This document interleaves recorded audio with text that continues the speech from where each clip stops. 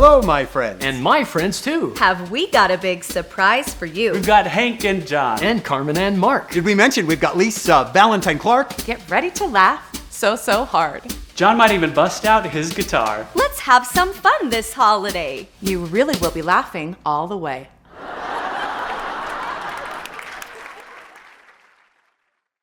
What is the funniest part of Laughing All the Way?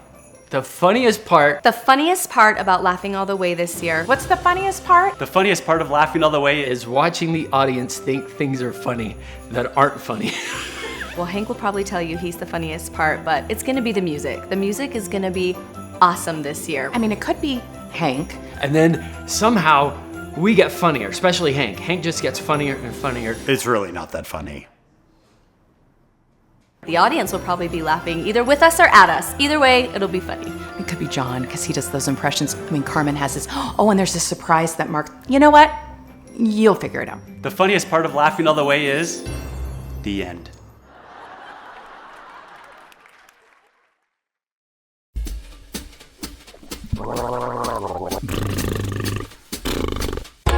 This Christmas season, some of the world's most slightly above average entertainers, Hank Smith, John By the Way, Lisa Valentine Clark, Carmen Rasmussen Herbert, and Mark Williams are ready to take center stage in an all-new Christmas classic that puts the ha in holiday. So hold on to your eggnog and get ready to experience a show that's both joyful and triumphant. This sounds like so much fun. When are they doing this? Right now, like this season? Oh, they're on stage. It's live and happening right now. Welcome to Laughing All the Way. Jingle bells, jingle all the way. Oh, what fun it is to be at Laughing All the Way. Hey, jingle bells, jingle all the way. Oh, what fun it is to be at Laughing All the Way. Dashing through the snow in a one-horse open sleigh, o'er the fields we go, laughing all the way. Bells on bobtail ring, making spirits bright. What fun it is to ride and sing a sleighing song tonight. Jingle bells, jingle all the way. Oh, what fun it is to be out laughing all the way. Jingle bells, jingle bells, jingle all the way. Oh, what a lot of fun, what a lot of fun it is to be out laughing all the way. Dashing through the snow, We are dashing in a one-horse open open sleigh. sleigh. O'er the fields we go, Over those fields we go. laughing all the way. All the way. Bells on bobtail ring. Making spirits bright, What fun it is to laugh and sing. and be with you all tonight. All right, sing with us. Here we go. Jingle bells, jingle all the way. Oh, what fun it is to be at Laughing All the Way. Jingle bells, jingle all the way. Oh, what fun it is to be at Laughing All the Way. Please put your hands together for John By the Way, Lisa Valentine Clark, and Hank Smith.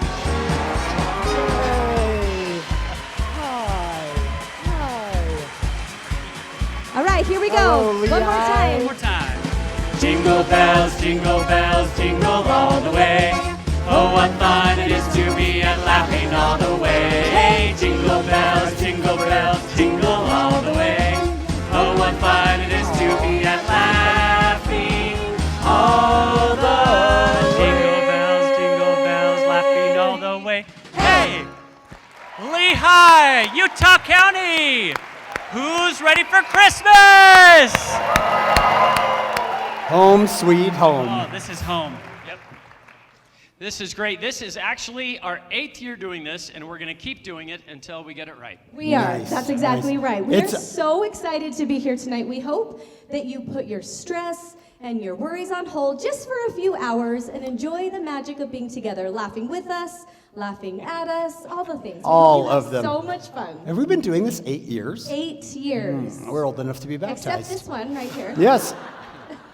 We want to introduce our brand new cast member. This is her first season, Lisa Valentine Clark. I'm super excited to be here. Thank you for having me. All right, Hank and Lisa, you guys ready? Absolutely. All right, do take it this. Shoo away. Hello, Lehigh. Oh, this is the show that's closest to my house. Oh, sorry. Yes, Lord. All right. Thank you so much for being here. I'm so excited. This is my favorite program of the year. Now, it's called Laughing All the Way. So what do we need to do? Laugh all the way. The problem is people in Utah struggle a little bit with laughing. People are polite. Yes, It comes they're from a very good polite. place. Now, let me explain. Most of you are a brand new Laughing All the Way audience. Lisa is a brand new Laughing All the Way cast member. So I need to do a little, it's a cat call. Did you get a cat call? It reminds me of high school. Yeah.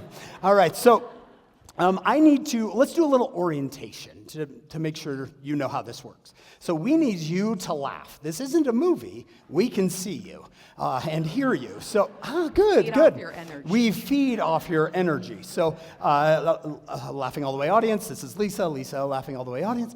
All right, now that you know each other, Lisa is going to help us learn how to laugh. Listen. Yes, because Lisa, let me explain. You probably already know this because you live in Utah County as well, but these people might be more comfortable if I said something like, all of those who think that joke was funny, please show by the raise of the right hand, right? And so you'd be like, oh, I know how to do that, but we need to be able to laugh out loud. So what I'm going to do is I'm going to have Lisa share with you a laugh. She has some laughs that she can do for us, and then you return them. She's going to show you what to do, and you come back to us. That make sense? All right, Lisa, first laugh. Anything you want? Let's just do a laugh where you're kind of surprised by your own laugh, like. That was excellent. That was very good. All right, give us another one, maybe Okay, two, how about three. the laugh where you're trying not to laugh, but you can't help yourself? Oh. All right, Lehigh.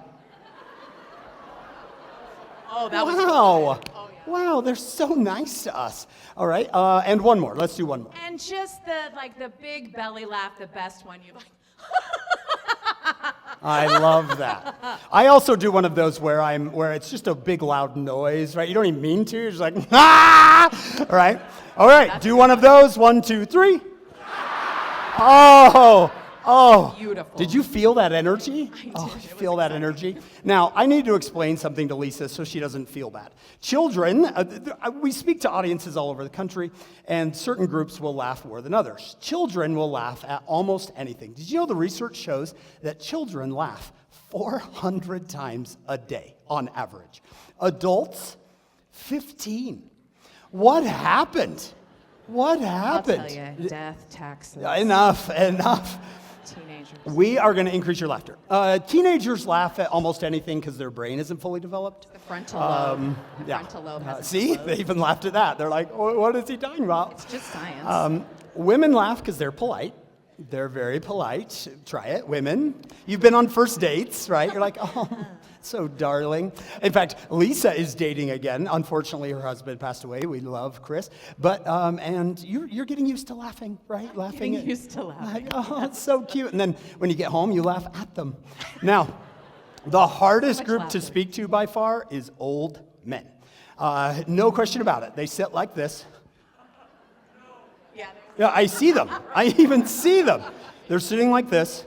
They're like, he's not funny. I'm funny. That guy's not funny. If you're sitting by an old man, will you just elbow him and say, get the darkness out of your soul for a night? All right? Some of you just found out you're old men. Sorry about that. Sorry. You're like, wait, what? Why? So, Lisa, the children will laugh, the teenagers will laugh, the women will laugh, and we'll hope. We'll hope for these It's old Christmas men. time. Old men. All right, now go backstage and get that figured out. Now, I hope she does a good job. We actually only invited her because she's in movies, and we thought it would sell tickets. All right. I mean, honestly, when's the last time you saw a funny widow that's in movies live?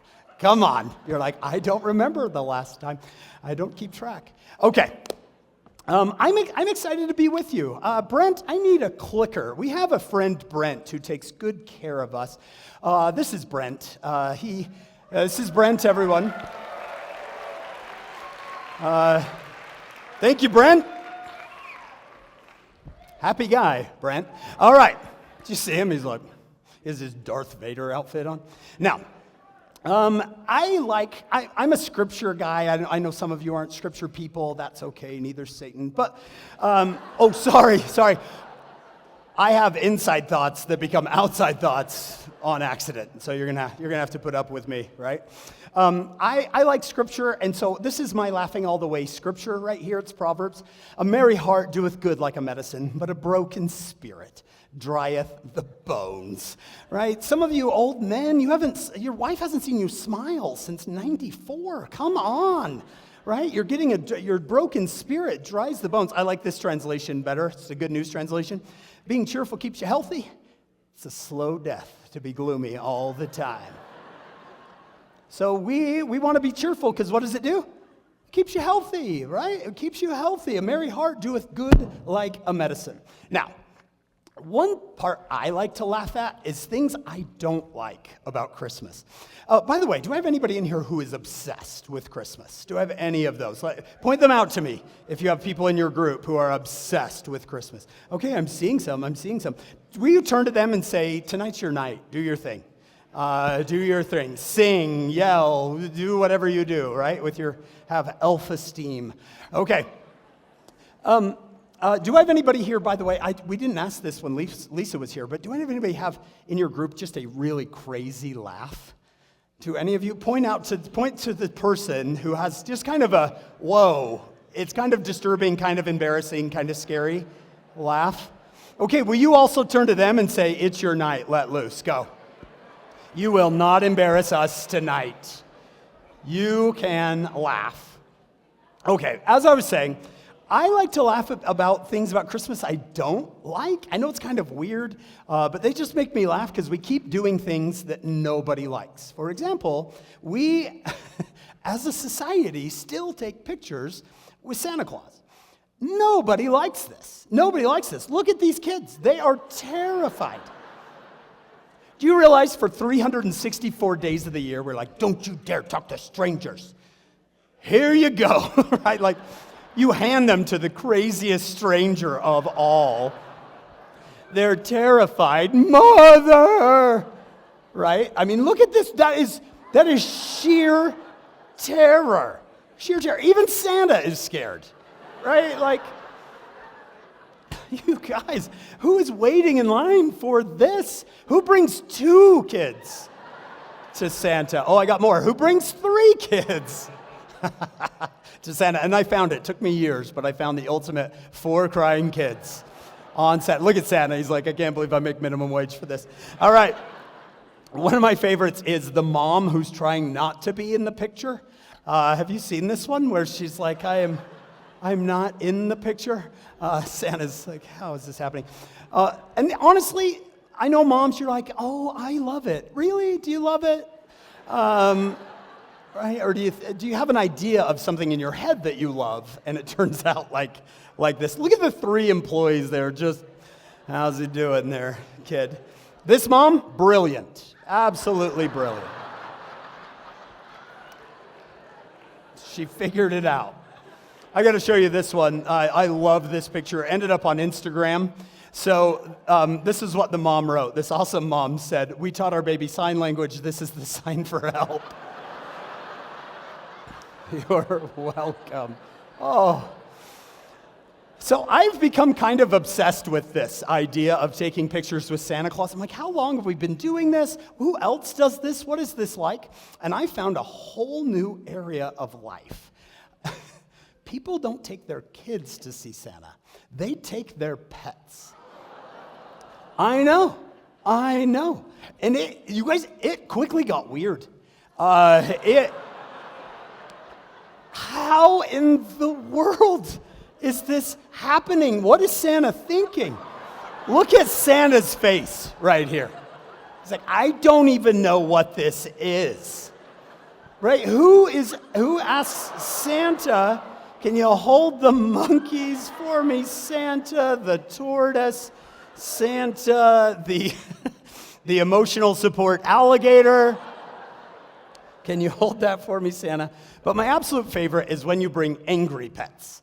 Again, I went down a rabbit hole with this. I'm like, who brings cats with claws to see Santa Claus? Who brings cats that hate each other to see Santa? And you know, a lot of the owners are like, I think my pet loves it. Really? Look closely. He does not love it. He does not love it.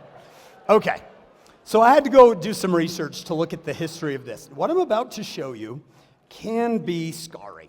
It can cause trauma. But some of you will want to see this because you won't forget it for the rest of your life.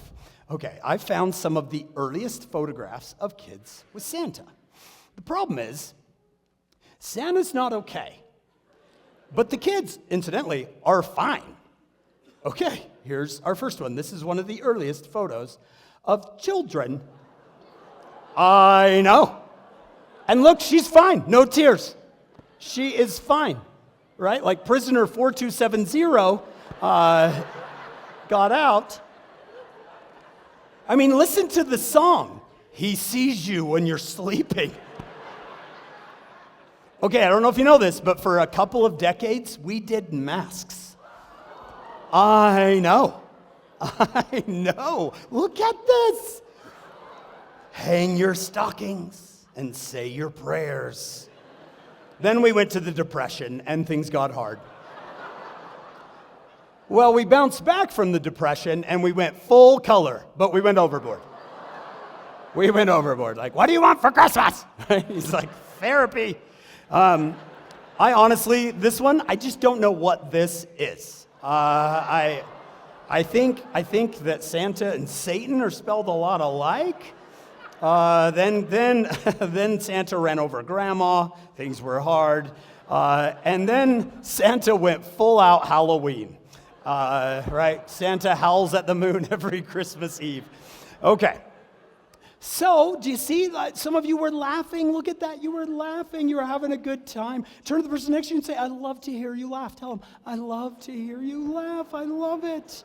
Keep laughing. Keep laughing. Did you know that laughter actually burns calories? Some of you are like, ha, ha, ha. You actually burn calories. Did you know you lower your blood pressure and increase good cholesterol through laughing? I think it's meant to be. Okay. Now, I'm a teacher by nature. Lisa is a professional comedian. John's old. But I'm more of a teacher. I just love to teach. So I'm going to teach you a little lesson, and hopefully we'll have some laughs along the way. I've learned through the years of being a husband that the greatest gift you can give to your family, especially your spouse or your children, is the gift of listening. How many of you, and you don't have to look at your family, how many of you wish that people would listen better in your house? It's okay. Raise your hand. Raise your hand. I know some of you are like, she'll kill me. Okay, just do eyebrows. Just do eyebrows. It really is a gift, and we forget to give it all the time. So here's what I'm going to do. I did a little research. My doctorate degree is in high trust relationships. So I'm going to show you a scale of terrible listening up to the most beautiful form of listening, and you're going to try to give that gift, I hope, to a member of your family. All right, so here it is. The worst form of listening is called false listening. This is where someone thinks you're listening, but you don't even comprehend that you're having a conversation. Do you have anyone in your family that listens like this?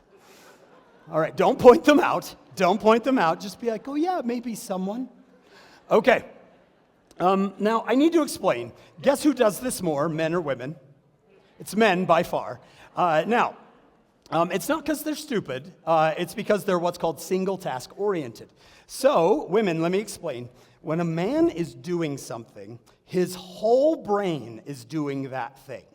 I know some of you are like, no, he's thinking about his children and me. No, he's not. He's doing a single thing. And it doesn't mean he doesn't love you. It means he's not a woman. All right, now, so let's say a man is outside hammering. His whole brain, ladies, is hammering. I know you're like, how is that possible? It's good, actually. His whole brain is hammering. Now, there's a tiny portion of his brain, this is real, by the way, there's a tiny portion of his brain that's monitoring his environment for threats. Other than that, the whole brain is hammering. Now, here's what happens. My friend Kirby is hammering, and his wife Trish comes out. And Trish says, hey, Kirby, now, here's what happens. And I need you to know this is real. He's hammering. The tiny portion of his brain says, there's something over there. And the big portion of his brain that's hammering says, is it a threat? And the tiny portion says, not yet. And this is real. The big portion of Kirby's brain says, just say, uh-huh. And this really happens. He's hammering, and out his mouth comes, uh-huh. Yeah. Sure. Trish, he doesn't even know you're there. You think you've had a decent conversation. Now, you know you listen like this if you have a lot of conversations like this. We talked about this. No, we did not. I would remember that. You said, it was yesterday, you were out hammering, I said, will you drive with my mother? You said, uh-huh. I would never say, uh-huh. Okay, now, if you have a false listener in your family, he's not stupid, he just needs a little help. So, I have figured out how to help a false listener. You need to treat them as a computer program that only runs one program at a time. All right, kids, you need to do this too to your parents. When you see your dad hammering, okay, so Gwen sees her dad hammering, walks over, all you need to do is double-click on him. That's all you need to do. Double-click, and you will see the hammering program go down. It actually will go in a little hourglass, and you'll see listen to person program come up. He'll be like, oh, hey, I didn't know you was home. That's exactly how it has worked. So if you have a false listener, they're not stupid, they're not dumb, and they do love you. You just need to tap them on the shoulder and say, I'm here with you right now. Okay. The next form of listening is called selective listening. It's really not that much better. This is kind of what politicians use. So if you watch a debate, if you watch a political debate, they are listening intently to each other, but they're listening for what they want to hear. So I am listening, and as soon as you say something I can use, I'm going to grab that and whack you over the head with it. All right? Now, this happens. Guess who's better at this, men or women? Women are better at this because you know you listen like this if you make statements like this. Do you remember in 2005 when you said I was so much like my sister? And you know how that hurt me, right? You are like, no, I have a good memory. No, you're a selective listener. All right, some of the girls are like, how dare he? He can make fun of men, but not women. All right, passive listening. We're going to put these next two together. Passive and casual listening. This is probably the most common form of listening. It's really not that great. It's where you listen like this. Oh, serious? Really? Sweetheart, no, don't leave. Right? I was listening. My wife does this. She's like, look at me. So I'm like, I am. Do any of you have a human being in your house that you basically lives on their phone? Do you have anyone in your house? You don't have to point them out. Just kind of point this way or this way. All right. This is an interesting device because it does so much. It runs my life. It runs my emails. It runs my texts. It also ruins my marriage. So this is what needs to happen. When someone in your life is important and you want to give them the gift, guess what you got to do? I know you have to part with it. I know some of you are like, the moment you do this to a teenager, they turn into Gollum, right? They're like, my precious, the fat man wants to take it from us. No, I don't want to take it from you. I just want you to get home and set it down over there and forget that it's there for a little while, like a whole 3 minutes. Forget that it's over there, and you'll get used to it. Now, and to be honest, let's say my 12-year-old son comes over to me and he says, Dad, guess what happened at school today? And I go, what, bud? What's the message? I don't care about you. Some of you are like, oh, I don't know if it's that bad. Yes, it is. Have you ever seen a kid go, hey, Dad, did you get... And you're like, I love you. Dad just needs to clear his email. So we got to make sure we put our phones away. All right. Now we're going to get into good listening. These are all listening you actually need to improve on. This one is actually a good form of listening. It's called content listening. It's where you're listening for information. Your phone's away. You aren't hammering. You are focused. And I'm just listening for information. I'm gathering information from you. Content. I'm gathering content. Now, this is actually a really good form of listening. However, there's a problem when men become content listeners is they think, especially their wife, they think their wife wants them to do something with this information. She does not want you to do anything with this information. She just wants to give it to you. I learned this lesson in a very interesting way. I've been married about 3 years. We're still married. I'd been married about 3 years, and my wife came home, and she had had a disagreement with someone at our church. And she told me about it, and I listened intently, assuming that she wanted me to do something with all this information. So I'm listening, and I thought, okay, I'll fix it. And I went over to that lady's house. I know now. Didn't know then. I went over to her house, knocked on her door, because I've always been shy. And she opened her door, and I said, you know what? I need to talk to you for a second. And I just kind of told her that she had, kind of been evil. She probably didn't mean to be evil, but she is. And it could have been her age. But she really needs to back off of my wife, because I don't like to see my wife cry. I'm her hero. And I need to come over and rescue her. She's in distress. Have a good day. And I went home. And in some ways, it came up. She said, I came in, I was getting something to drink, I think. She said, where'd you go? And I was like, I went over to Mrs. So-and-so's house to talk to her. I wanted to address the problem you told me about so I could, make sure that doesn't happen again. I'm going to try to be my wife here for a second.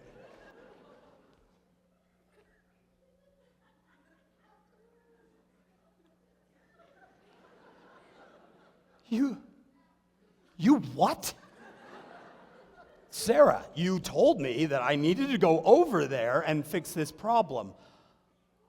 Oh, this is not a joke. I'm not lying. We moved. All right? Now, we were about to move, but that sealed the deal. We were out the door. So, men, she doesn't want you to do anything. She just wants to give you information. All right, now, there's a higher form of listening. It's called discriminative listening, where I'm not just listening for content, but I'm listening for how the content is given. Guess who's better at this, men or women? Women are way better at this. Let me give you an example. My mom needed discriminative listeners. What she had in her house was content listeners. So she, being wanting discriminative listeners, would go over to the garbage and go, oh. A content listener hears, come smell this. All right, so I would go over. What did she want me to hear? Take out the garbage. I am not a discriminative listener. I am a content listener. So I'd go over and go, whoo, you are right. That is nasty. Woo, and I'd go back to what I was doing. And I got this, you lazy teenage, I went all the way over there and smelled it, right? So that's a discriminative listener. Oh, how about this one? Let's say I get home from work tomorrow, and I say, hey, Sarah, you want to go see, Mission Impossible 80, whatever they're on?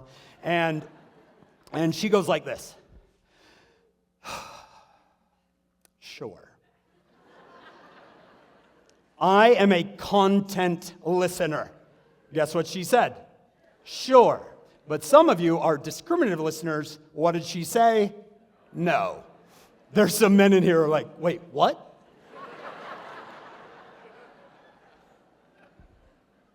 But she said sure. Yes, she said sure, but she meant no. Have you noticed that for men and women, in general, these aren't always the case, but in general, a sigh is two totally different things, right? for men, a sigh is like a good thing, like I finished something.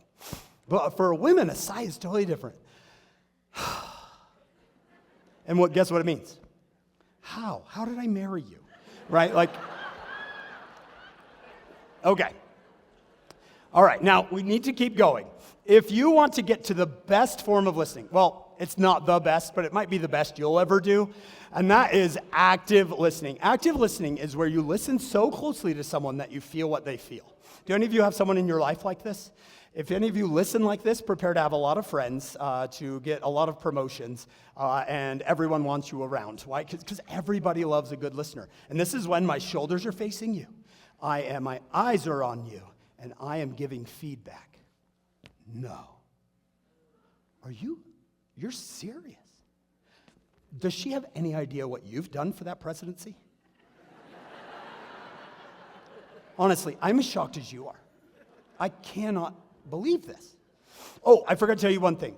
Men want to be active listeners, but there's a problem. And it really is real. I know you're like, is this real? Yeah, this is real. When a woman invites another woman to talk, it's actually an invitation to bond, to become close. When a woman asks a man to talk, I need you to understand, he does not see that as an invitation to bond. What he sees is like a massive black hole. And he looks down there and he's like, where does that end? I have no idea. Like, that's scary to me. And his wife is like, don't you want to talk? And he's like, have you called your mom? Right? Like, okay, so I'm going to tell you something, and it's going to sound mean, but it's totally real, and it even works for teenage boys. Men will listen better, because this is the way their brains are. Men will listen better when they know when the listening will be over. I know, you're like, what? He doesn't love me. No. He just needs to know that hole has a bottom. So if you will say to a man, if he'll say, I need you to listen to me for 15 minutes, let him get his timer out. It helps him feel better. Set it down, and he will be a great listener. It's weird for men. They're task-oriented, right? So this isn't a task. This is a never-ending thing you're giving me, and I've got things to do, right? Next week. Okay. So active listening is where you're facing someone, and you're really trying to feel what they feel. So let me give you an example. Let me give you a negative example. So my friend has a daughter named Shelby. Shelby and he were butting heads quite a bit. And he said, can you help me with her? Honestly, I do not know what to do. She hates me, and I love her. How do I do? So I was talking to Shelby. I said, Shelby, tell me, what's up with your dad? He never listens to me. Right? That's the number one complaint. He never listens to me. Well, why? What do you mean? She said, well, okay, 2 days ago, I'm laying on the couch, and I'm crying. And he comes in. He's super nice. Sweetheart, what's wrong? Why are you crying? Everyone in her friend group got invited to prom, but not her. Right, so Chelsea got asked, and Jordan got asked, and Taylor got asked, and she's crying through this whole thing. And my buddy, he's listening. He's like, Hank, I did it. I was listening. And then he said, sweetheart, this is not a real problem. He said, when you get older, you'll get a mortgage. And see, that's a real problem.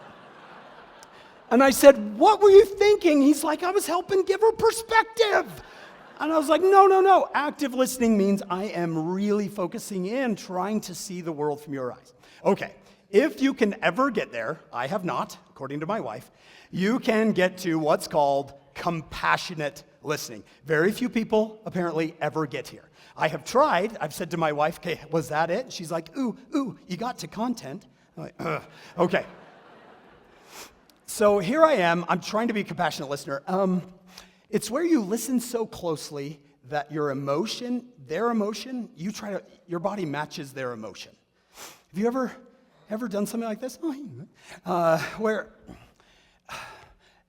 Okay, I have an example.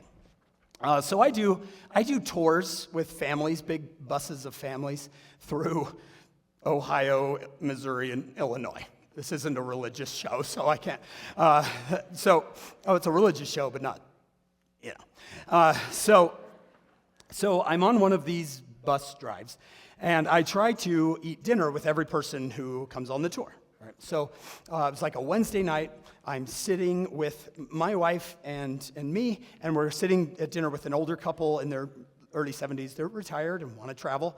So I'm sitting across from the man, my wife is sitting across from his wife, and we're talking. And I'm trying to be an active listener, right? I've studied this. I at least got to try.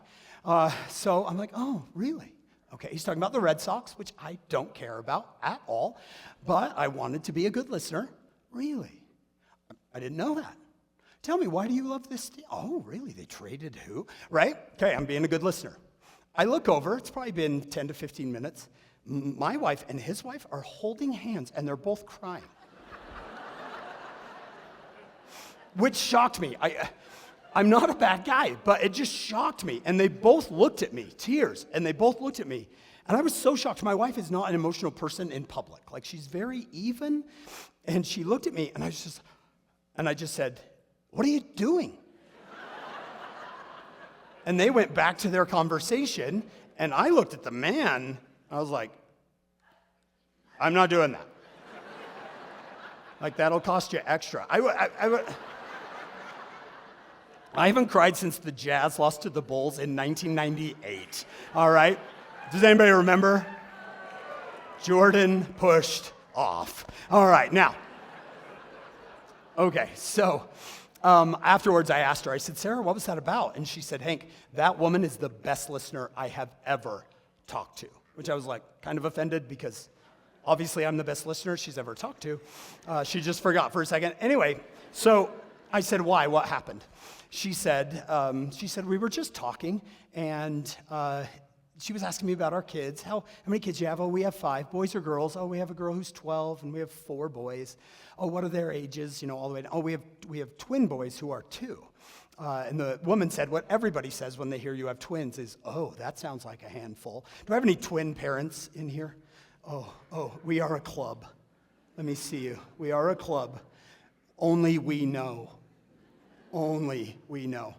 Some people, have you ever had someone walk up to you in the store and they're like, oh, you have twins? I always wanted twins. Did you? Did you? Because what you hear is, oh, you have leprosy? I always wanted leprosy. Did you? You want leprosy? It's cute, isn't it? If anybody here is like, oh, I wish I could have twins, let me just tell you exactly what twins is. It's 4 a.m, I'm holding a baby, my wife is holding a baby, and all 4 of us are crying. All right, that is twins. So then she said, we have twins. And the woman just said, oh, goodness, that sounds like a lot. I bet you rely on your mom a lot.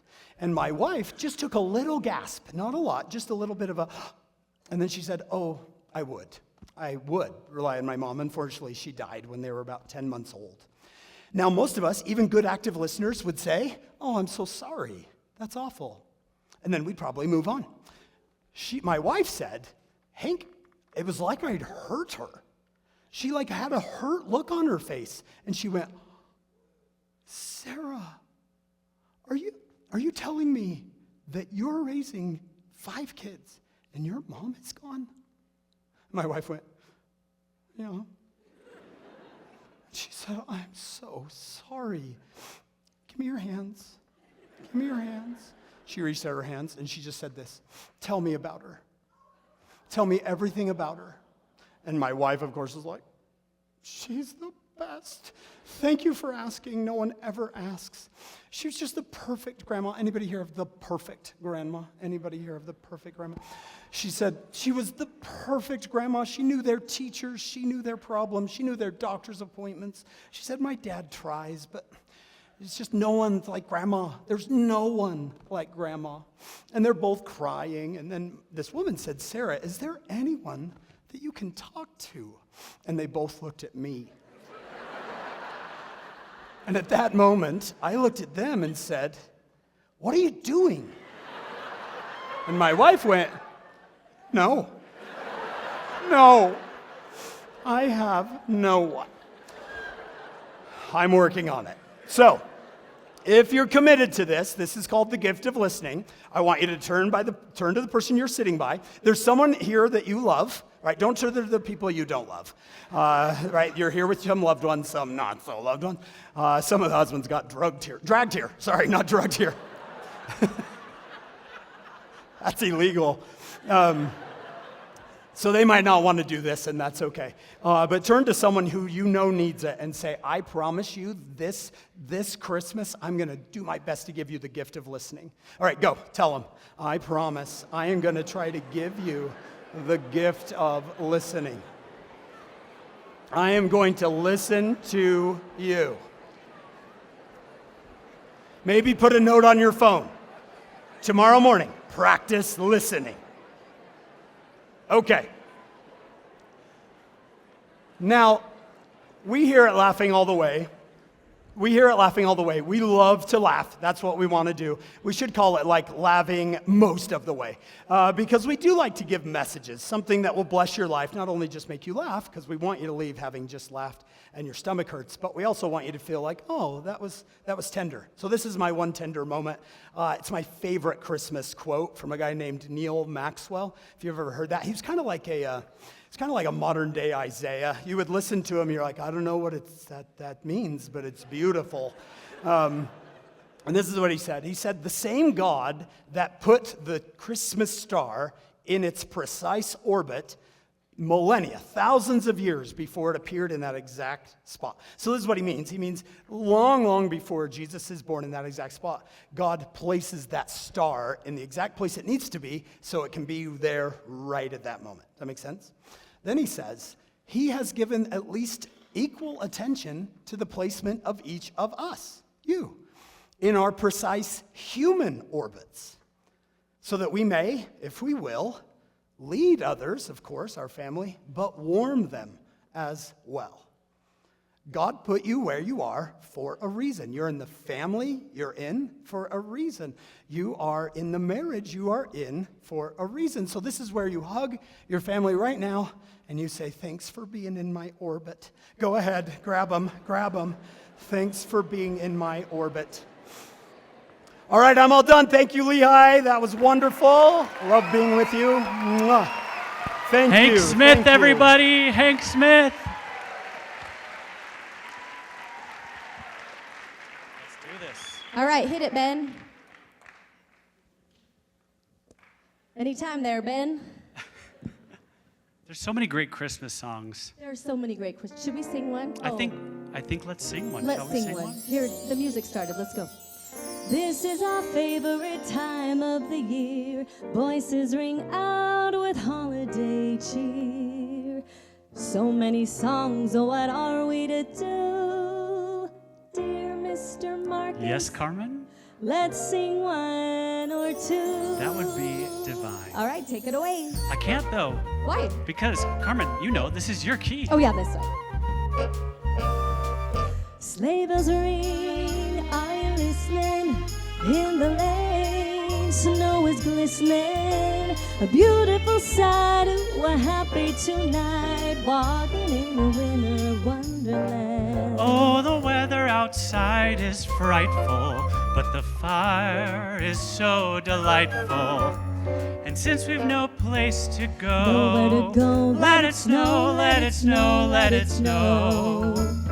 In the meadow we can build a snowman. Oh man. Then pretend that he is Parson Brown. He'll say, are you married? I'll say, I actually am. Then you could do the job when you're in town. When we finally kiss goodnight. How I'll hate going out in the storm. I know, but if you really hold me so tight, all the way home I'll be warm. Later on, we'll conspire as we dream of sugar by the fire, to face unafraid the plans that we made.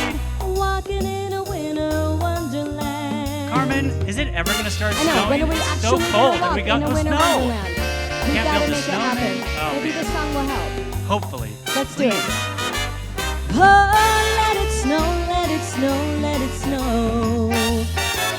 In the meadow, there's a snowman. Let's pretend that he is Parson Brown. Oh, he'll say say, are you married? We'll say, no, man. But I am. But you can do the job when you're in town. Oh, the fire is slowly dying. But my dear, we're still goodbying. To face unafraid the plans that we made. Walking in a winter wonderland. Let it snow. Walking in a winter wonderland. Let it snow. Walk in a winter wonderland.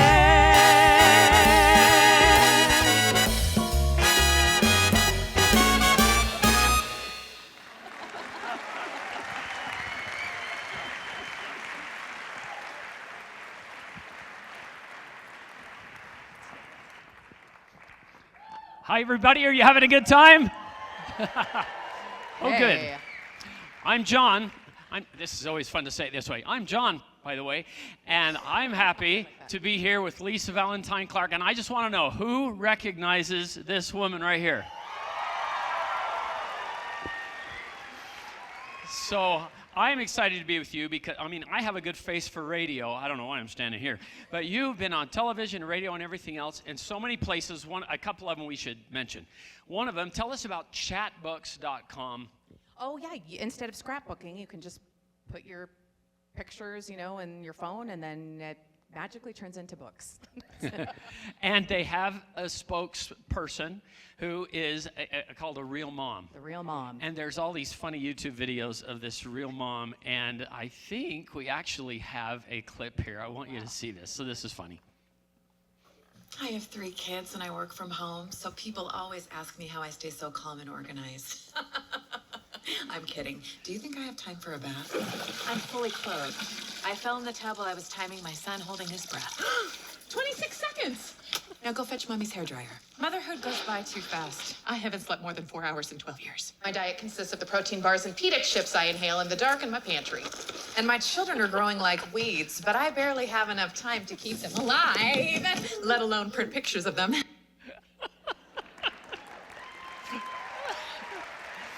Okay, how many takes did you have to do with the kid in the tub there? Oh, about 12. Really? Up and down. And yeah. then you told me that little girl that you had to grab from falling out of the window, she was like... She was a great little actor, and she would look at me and she goes, "You're not going to catch me this time." And I was like, "We're just acting. Please don't jump out of the window." So I was trying to remember my lines and be like, I can't be responsible for the harm of a child. We need to sign a little agreement before we go here. Now, okay, finish this sentence for me. Once I was a...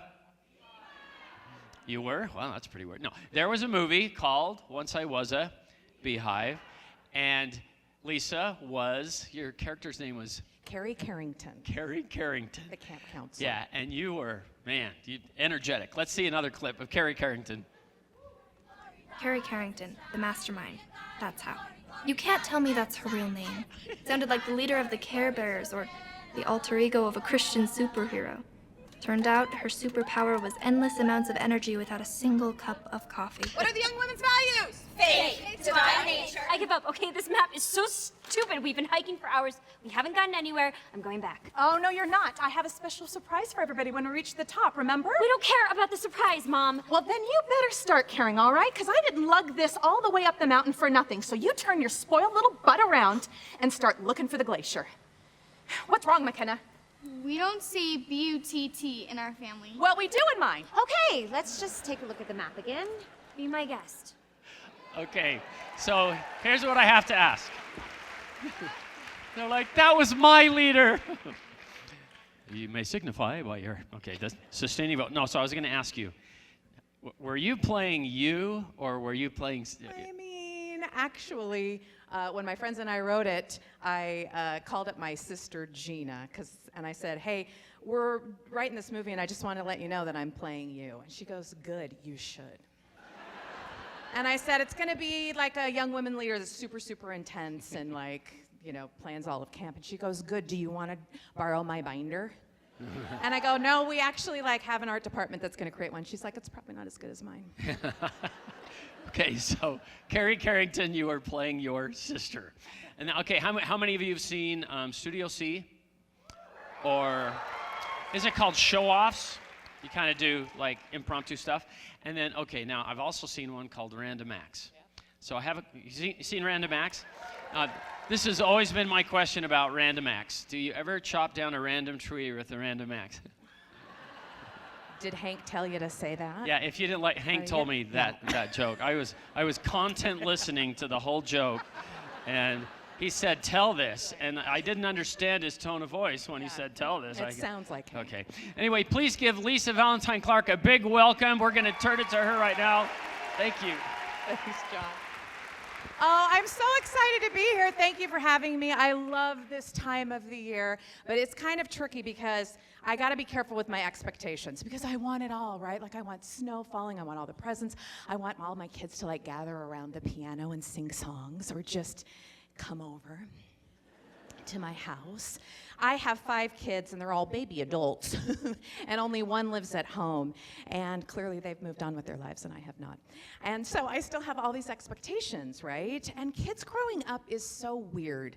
Like no one really prepares you for it or tells you about it, right? Like, you know, they move out and they set up utilities and I still don't trust them to burn a candle alone in their room, you know? It just like sort of feels wrong. But, you know, it's developmentally appropriate, you know. These are people that I had to regularly remind to eat, you know, like, how are they going to survive? So I like to say that it's developmentally appropriate so that it doesn't really, like, hurt my feelings. And it works on anything. So when they ask me questions like, how do you unboil a hard-boiled egg? Or, you know, can dogs get married? I think, you know, this is developmentally appropriate, and so that's okay. It's my Christmas gift to you. You can use it too. But the thing is, it's just I miss them. They become so interesting, and you can talk about literature and films and stuff and music, and then they leave. And so I don't like to admit it, but my best parenting hack right now is to trick them. And, you know, you got to use what you can. And I remember this started when they were little. One of my friends, Casey, when our kids were really little, gave me this great idea to play a game. It's called Dead Pioneer. And you just lay face down on the floor. And then you get points for playing with your kids, and you get a nap. It's really great. And you're kind of teaching about family history. So, you know, it's win, win, win, win. But now my kids are, like, getting on to me. Like, they're getting a little bit too sophisticated, and the only power that I really wield right now is I am the keeper of all the passwords, right? And I got all the TV apps. I got all of them.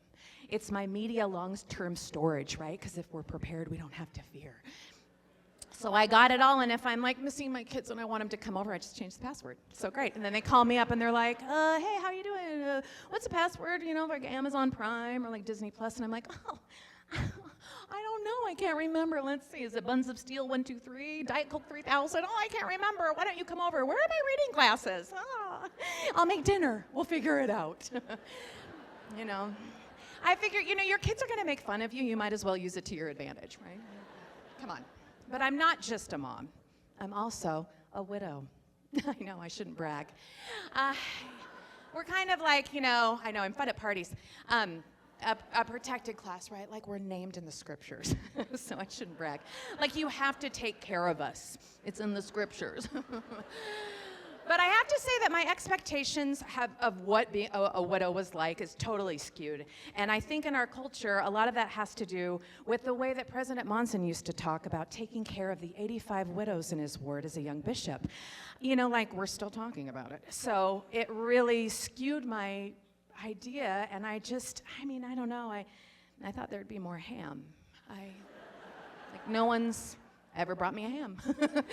Or like bags of oranges. I thought people would like, you know, bring me lots of bags of oranges, never an orange. But we all have our burdens to bear.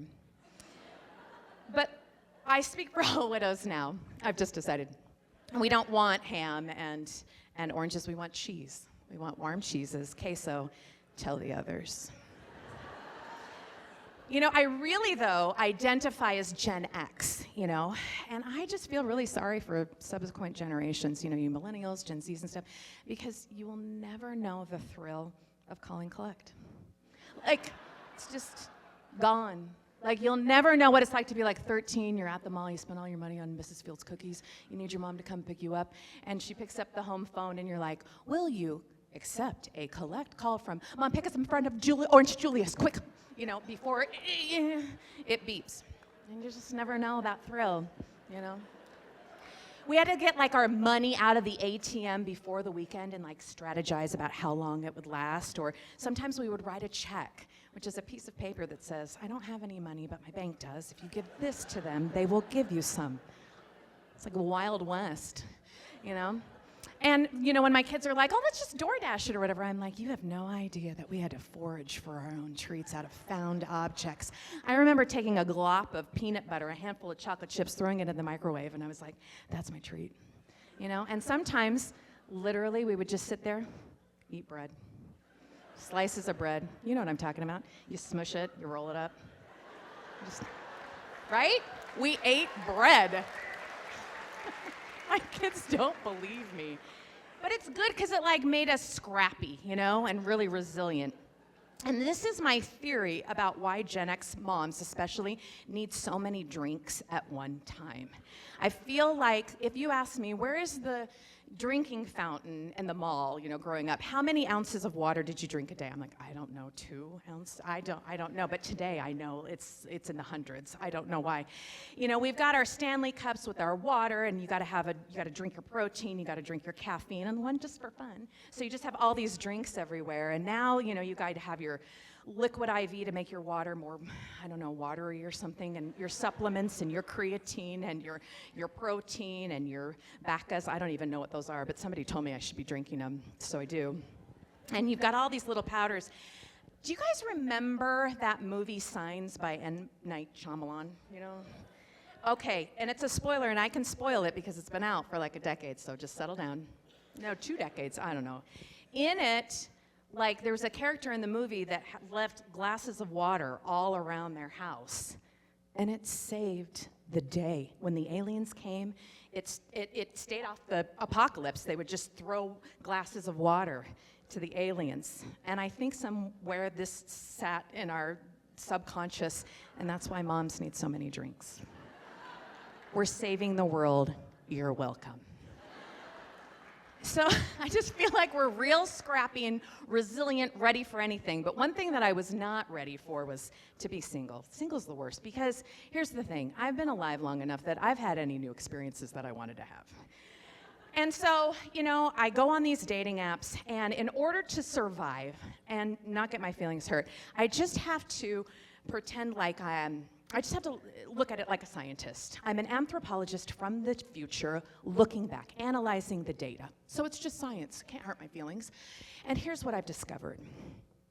Most men around my age say on their profiles that they mountain bike or wake surf. There's like a picture for either. It's amazing. So I've analyzed the data, so you don't have to. You're welcome.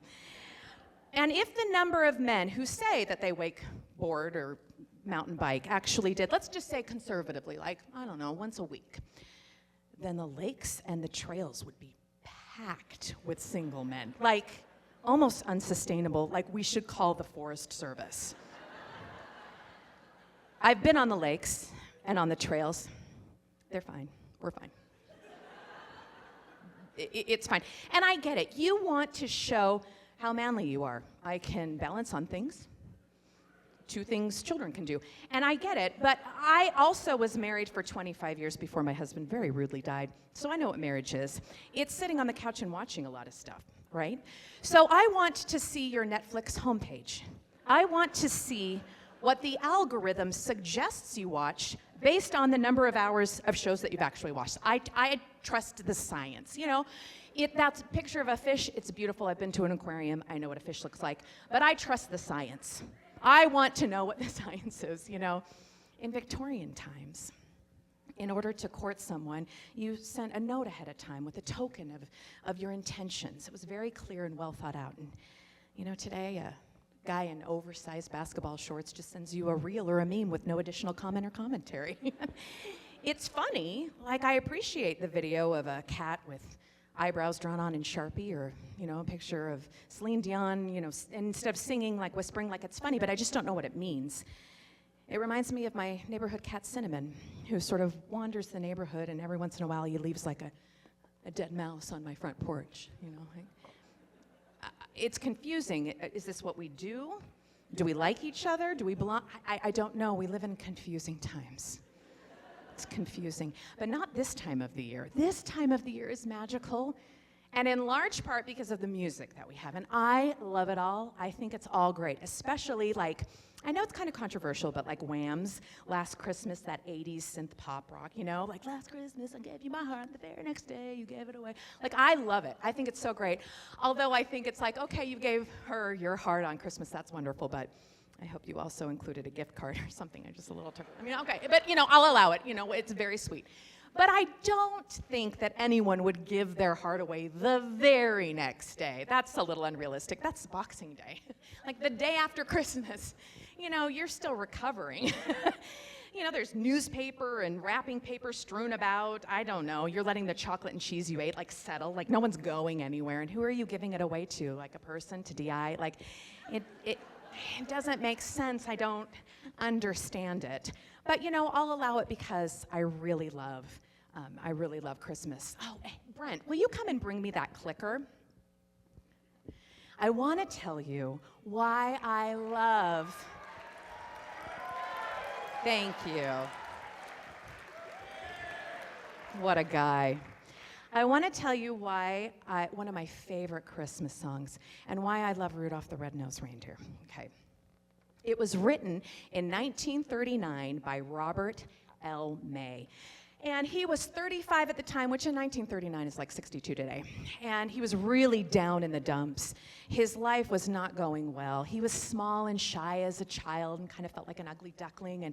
And his wife was really, really sick. He had a young daughter. And instead of writing the great American novel, he was writing about men's white shirts as a copywriter at Montgomery Ward. And he was just kind of like, And so one day, his boss came to him and said, okay, you know how we always put out a coloring book? I want you to come up for Christmas with a new character and just really get into it, and this will be really great, and it'll be a creative project. So May puts his whole energy into it, and what emerges from the bleakness of Robert May's life comes the tale of an outcast reindeer with an abnormally large red nose who was teased so incessantly by his cohorts he couldn't even play their games. Until one foggy Christmas Eve. Well, you know the rest of the story. Well, as he's writing this, his wife dies. Things are even worse, and his boss comes to him and says, listen, we'll get somebody else to finish this. Like, you just take care. And he says, no, no, no. Robert says, I need Rudolph now more than ever. Can you believe that? Isn't that beautiful? It's beautiful. I love it. Well, in the spirit of Christmas, I want to tell you why Frosty the Snowman was created. Frosty the Snowman was written by Steve Nelson and Jack Rollins, and they had noticed something very special the previous year. They noticed that Rudolph the Red-Nosed Reindeer had made a lot of money. And they wanted some of that money. Let me break this down for you. Frosty the Snowman was brought to life by dark magic, pure and simple. What other power could it be, Janet? What other power? Just smoking a corncob pipe. And I want to know which one of these kids had a pipe and was smoking a pipe, and is that okay? And then, after he came to life by a power that was definitely not the priesthood, you just let your kids frolic downtown with them? That is a liability nightmare. He couldn't even be left to talk primary without another animated snow creature, and you're just gonna let your kids frolic around with him? And then at the end, he melts, which means he dies. Because if you're made of snow and you melt, you die. So we're introducing the concept of death in a Christmas song. A Christmas song that doesn't even mention Christmas. So it's not a Christmas song, it's a death song, and we should sing Frosty the Snowman at funerals. Right? And then at the end he says, I'll be back again someday. No, you won't. You didn't even exist this morning, and now you can predict the future? Listen, I don't know what dark magic you think you can do, but we're on to you, Frosty. We're on to you. So here's what I think. Don't you dare say the name Frosty in the same sacred breath that you whisper Rudolph, okay? And then at the end, thumpity thump thump thump. it's like half of the lyrics, like blurpity, blurp, blurp, blurpity. Look, I wrote a song. You know, like it doesn't make any sense. And in fact, it makes me so mad. I feel like anybody could write a song about a fictitious winter creature. In fact, my late husband, Christopher, and I hated Frosty the Snowman. And it reminds me of a great principle in marriage that, like, marriage is so great when you have common interests and loves, but it's really fortified and strengthened if you hate the same things. So we both hated Frosty the Snowman so much, and he was always like, you mean you can just write a song about any fictitious winter creature? Any? And we were like, yeah, so we wrote one. Do you want to hear it? This is called Jennifer the Winter Pony. Oh, Jennifer the Winter Pony, look at how she prances around. Jennifer the Winter Pony, swinging her mane through town. One thing about her, it may be a shock, is that Jennifer the Pony could actually talk. She met an orphan boy named Jack. They talked for hours and he rode on her back. Jennifer the Winter Pony, look at how she prances around. Jennifer the Winter Pony, swinging her mane through town. Then one day Jack got so hungry. Winter was on and there wasn't any money. He combed her mane, he was gentle and loving. And when she wasn't looking, he pushed her in the oven. Jennifer the Winter Pony sadly was no more. Jennifer the Winter Pony, she'll be back to settle the score. Trot-a-dee-trot, trot, trot-a-dee-trot, trot, look at Jennifer go. Trot-a-dee-trot, trot, trot-a-dee-trot, trot, now she's actually a zombie. Thank you.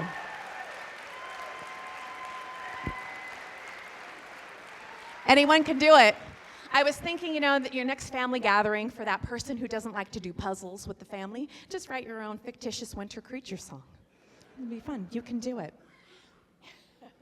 Now, I do know, as I mentioned earlier, that this time of the year can be very tricky, and it certainly is for me. I'm a widow. Did I mention that? This will be the 5th Christmas that I'm having since my husband passed away. And when I get down, and I do, I like to think about how he handled life when he had every reason to feel sorry for himself. So he had ALS, or Lou Gehrig's disease, and on the first Christmas living with it, we were still kind of like adjusting to life. And he was newly in a wheelchair, and we had a makeshift ramp up to our house. And I remember on Christmas Eve that there was a big storm, and it dumped a bunch of snow on the ramp and our house and everything. And we were trying to get 5 kids out the door to go to our Christmas service at, early in the morning. And I remember thinking, oh, I can't dig all this out. And then I couldn't lift him up. Spoiler alert, I would become very strong and be able to lift him, but not then. And I didn't really know what to do, and Christopher was like, oh, don't worry about it. Just put me in this chair. You guys go. It's only an hour. Come back. No big deal. And so I did. We rushed off, and as soon as I sat down for church, my heart sunk, and I was like, oh, that's the wrong thing. I hate this. This is so hard. I don't know what we're supposed to do. And I felt horrible. So I did what you do in church, and I made eye contact with one of my friends, and I telepathically told her the situation. You know how that works, where I was like, and she was like, and within 10 minutes, a bunch of our friends had gone over, they had trucks and shovels, and they lifted him up and got him into church. Within 10 minutes, he wheeled in to sacrament meeting in his Christmas onesie and a blazer because he didn't want him to change him, because weird, and a suit coat because he wanted to be reverent. So that's what that looked like. Right? Come on. Distinguished Dr. Clark. And this is what he wrote on Instagram. He said, he hoped that people saw him in church because he was a cripple, and it might be, he loved to be called a cripple. I'm not awful. And it might be pleasant for them to remember upon Christmas Day who made lame beggars walk and blind men see, Charles Dickens. He used to say, I'm doing a lot for other people because I'm reminding everyone of the true meaning of Christmas. And we were always like, okay, settle down, Tiny Tim. He loved it. Now, on his fourth and what would be his last Christmas, he was unable to speak or move, really, and he'd been living that way for a long time. But he really had this sense of peace about it. And so he could move his neck just a little bit and one thumb to type out on his adaptive devices this after church. He loved to take selfies. He was, again, very reverent with that apparatus on his glasses. And this is what he wrote. I love the message in the song Cold is the Night by the Oh Hellos. It seems to fit Christmas, but in a way that acknowledges that this time can also be a difficult one for people who are hurting, who are unwell, who are angry, or who might be nagged by the past. Take away this apathy. Take my burdens and bury them deep. Take this burden away from me and bury it before it buries me. I was thinking this morning that since I can't use my voice or hands this Christmas, I can soften my heart towards someone or maybe let some bad history go. That person will probably never know, but I will. And yes, Virginia, I wore my Santa hat to church. And I love it because I know exactly what Christopher would say if he were here right now. He'd say, Lise, read the room. It's called Laughing All the Way, Ready to Bring the House Down. Don't make it about me. But I do know he'd say, that thing that you're carrying, just let it go. This is the time to soften your heart about that thing that was nagging you. Now, I don't know what he's doing right now in heaven. I know for sure he's not haunting us like he promised. He talked a real big game. And when Charles Dickens is like, Scrooge, tonight you're going to be visited by 3 ghosts, I'm always like, lucky. But I do know that he would say, let that go and open your heart, right? Like this is that time of the year. And I don't know if I'll get a ham or any oranges for Christmas. But I do know that I will buy myself my queso, so there will be queso. I do know that. And because hope was born on Christmas Day, there will be peace. Thank you. Merry Christmas. I want to invite Carmen, who has the voice of an angel. We want to sing a song. Becca Hurley Long is in, and she helped arrange this entire song. Let's give her a hand. Well, look where to go. I think she's over here. Yes. This is a song when my kids say, Mom, what do you want for Christmas? Carmen and I know, and maybe you do too. The snow is gently falling under the glow of Christmas light. The roof was extra icy this year. I had to get out the ladder.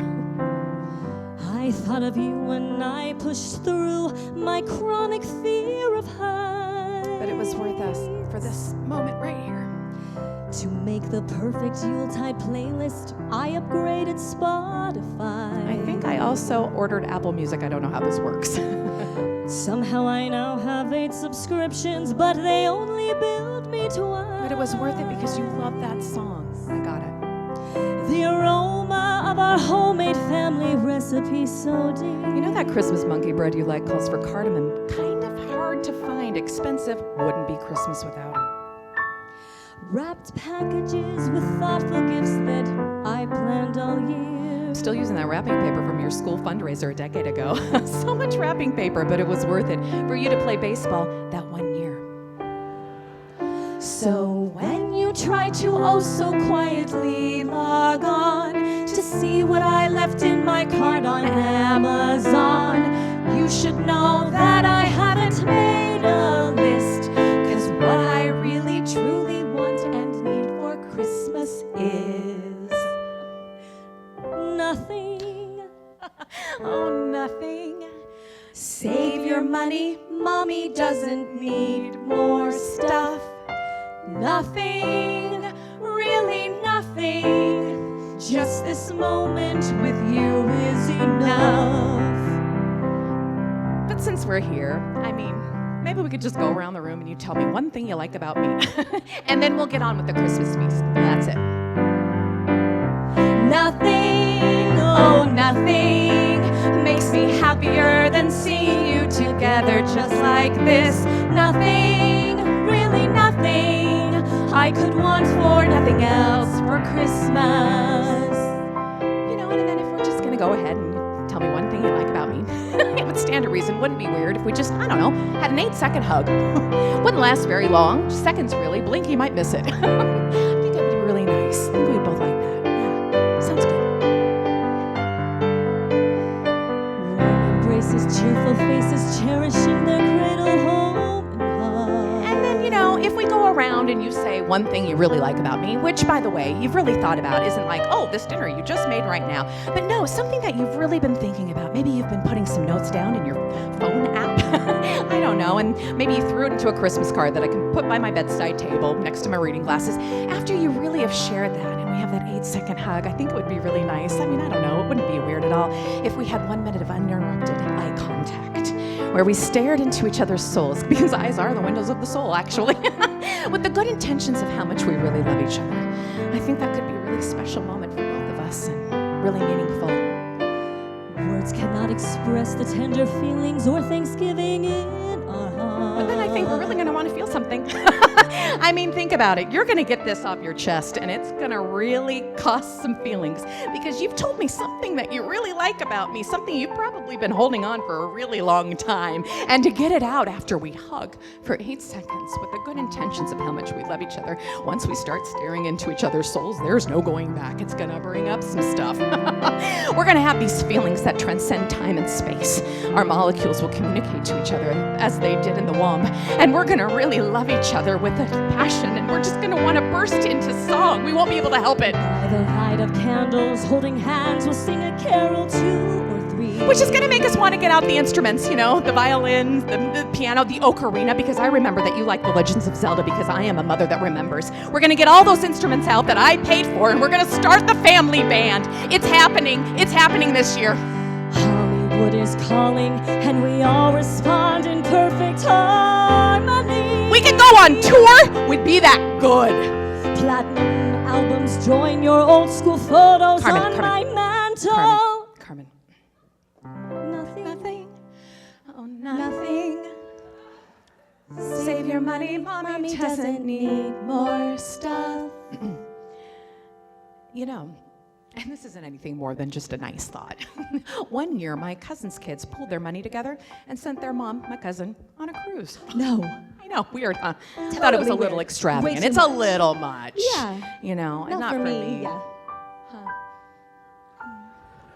Nothing. Oh, nothing. Save your money, mommy doesn't need more stuff. Nothing, really nothing. Just this moment with you is enough.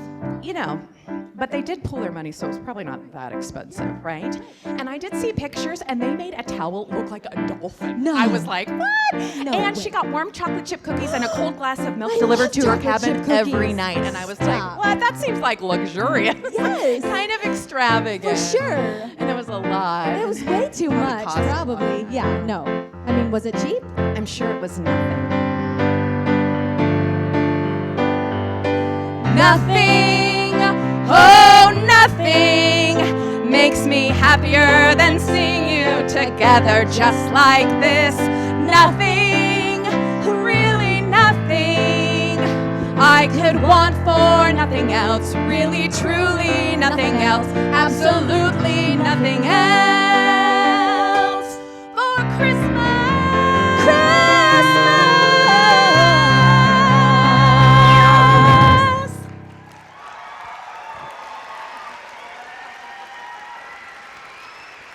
Really nothing.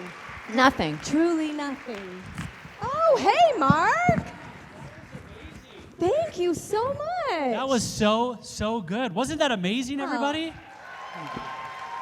Are we giving a little Glinda Elphaba? Here, yeah. I like it. You I like that? it. That was not planned. It's a little yeah. wicked, This you is know? utterly amazing. Well, I guess I do kind of look like Hanging a out Christmas with cow. Just call me Calvin. Oh, Calvin the wow. Christmas cow. Calvin the Christmas Cow. There we Mark, go. what are you doing with this? Are you Well, gonna do something? Have any of you guys heard of the movie Elf? Of course. Yeah, you know, so Buddy the Elf, one of the best characters of all time, he said the best way to spread Christmas cheer is singing loud for all to hear. Well, I think he was slightly wrong. I think that the best way to spread Christmas cheer is actually dinging loud for all to hear. Nice. Nice. All right, you see what I Mark. did We there? see I like what you it. did Take it there. away. Okay, well, I'm going to say what I've heard you say a million times in your digital firesides. Take it away. Okay. Let's do it. I've been working on something. You guys want Okay. to hear it? Okay. Hey Brent, can I get a stand? Oh, there we go. Brent, everybody.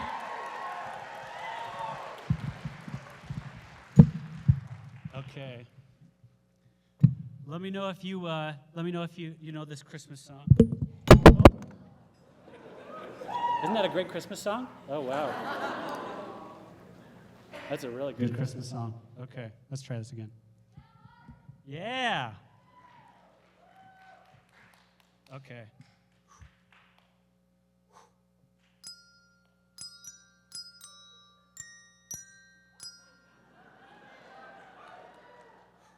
Okay, that was the first one. Second one is this song I can't get out of my head.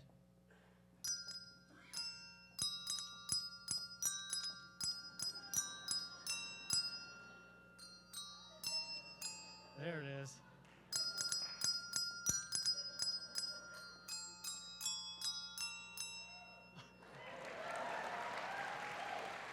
Okay. I got a couple more for you. You guys okay with that? Let's see if you can recognize which ones they are. Jennifer, Rudolph.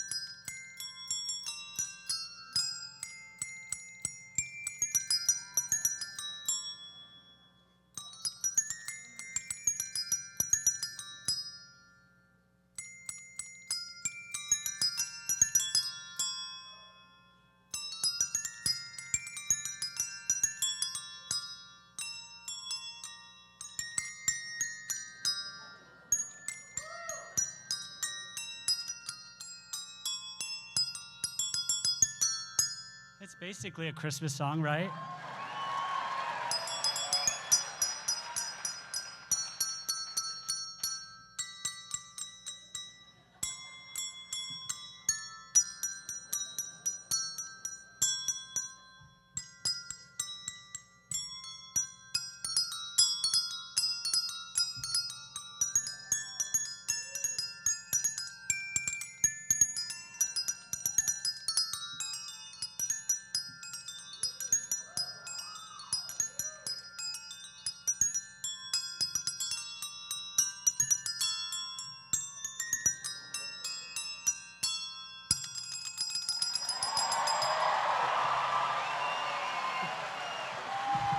Thank you, everybody. You are amazing. We're going to have a short, brief intermission, and we'll see you back here in just a few minutes. Feliz Navidad. Feliz Navidad. Feliz Navidad. Prospero año y felicidad. Feliz Navidad. Feliz Navidad. Feliz Navidad. Prospero año y felicidad. I wanna wish you a Merry Christmas. I wanna wish you a Merry Christmas. I wanna wish you a Merry Christmas from the bottom of my heart. I wanna wish you a Merry Christmas. I wanna wish you a Merry Christmas. I wanna wish you a Merry Christmas from the bottom of my heart.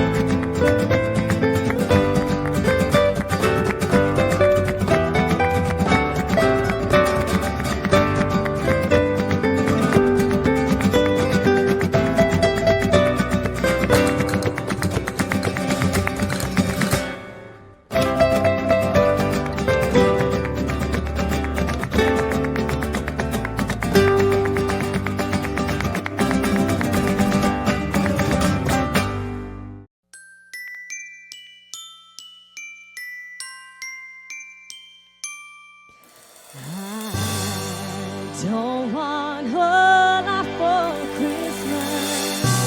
There is just one thing I need. I don't care about the presents underneath the Christmas tree. I just want you for my own, more than you could ever know. Make my wish come true.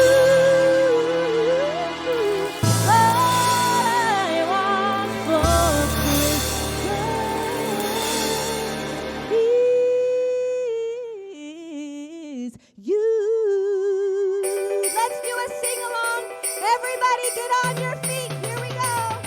Let's do this. Don't want a lot for Christmas. There is just one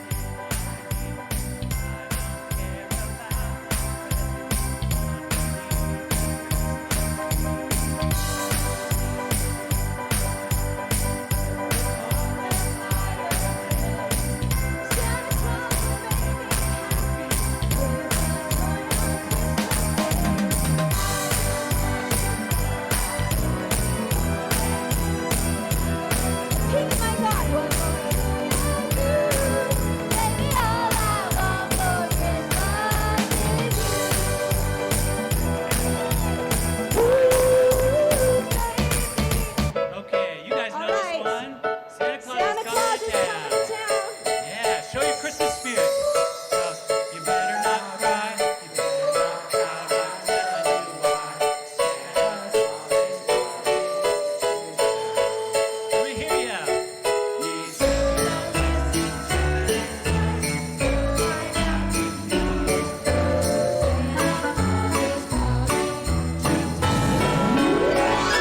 Rudolph. Rudolph the red-nosed reindeer had a very shiny nose. And if you ever saw it, hi Mom, like a light bulb that belonged to the other reindeer. Used to laugh and call him names. They never let poor Rudolph join in any reindeer games. Okay, bring it home. Rock around the Christmas tree. Rocking around the Christmas tree at the Christmas party. Mistletoe hung where you can see every couple tries to stop. Rocking around the Christmas tree, maybe we'll have some pumpkin pie and we'll do some caroling.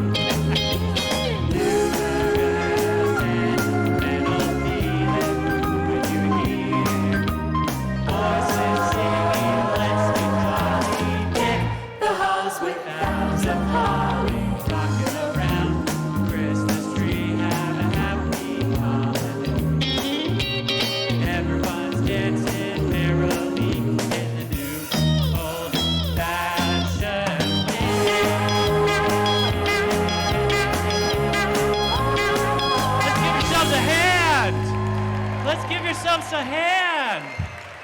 Oh man, Carmen, I'm feeling the Christmas spirit. I'm totally feeling the Christmas spirit. No, Totally out of breath. We've got a question for you. Have any of you guys ever heard of the podcast Follow Him? Sounds like we've got a few fans in the house. Well, good news for you. We've got a special episode of Follow Him just for all of you here tonight. Yes, they So- were able to interview a very special guest this Very week. So do you special guys want to guest. hear it? Do you want to see it? Okay, all right. Okay, roll Let's the show tape. it. Here we go.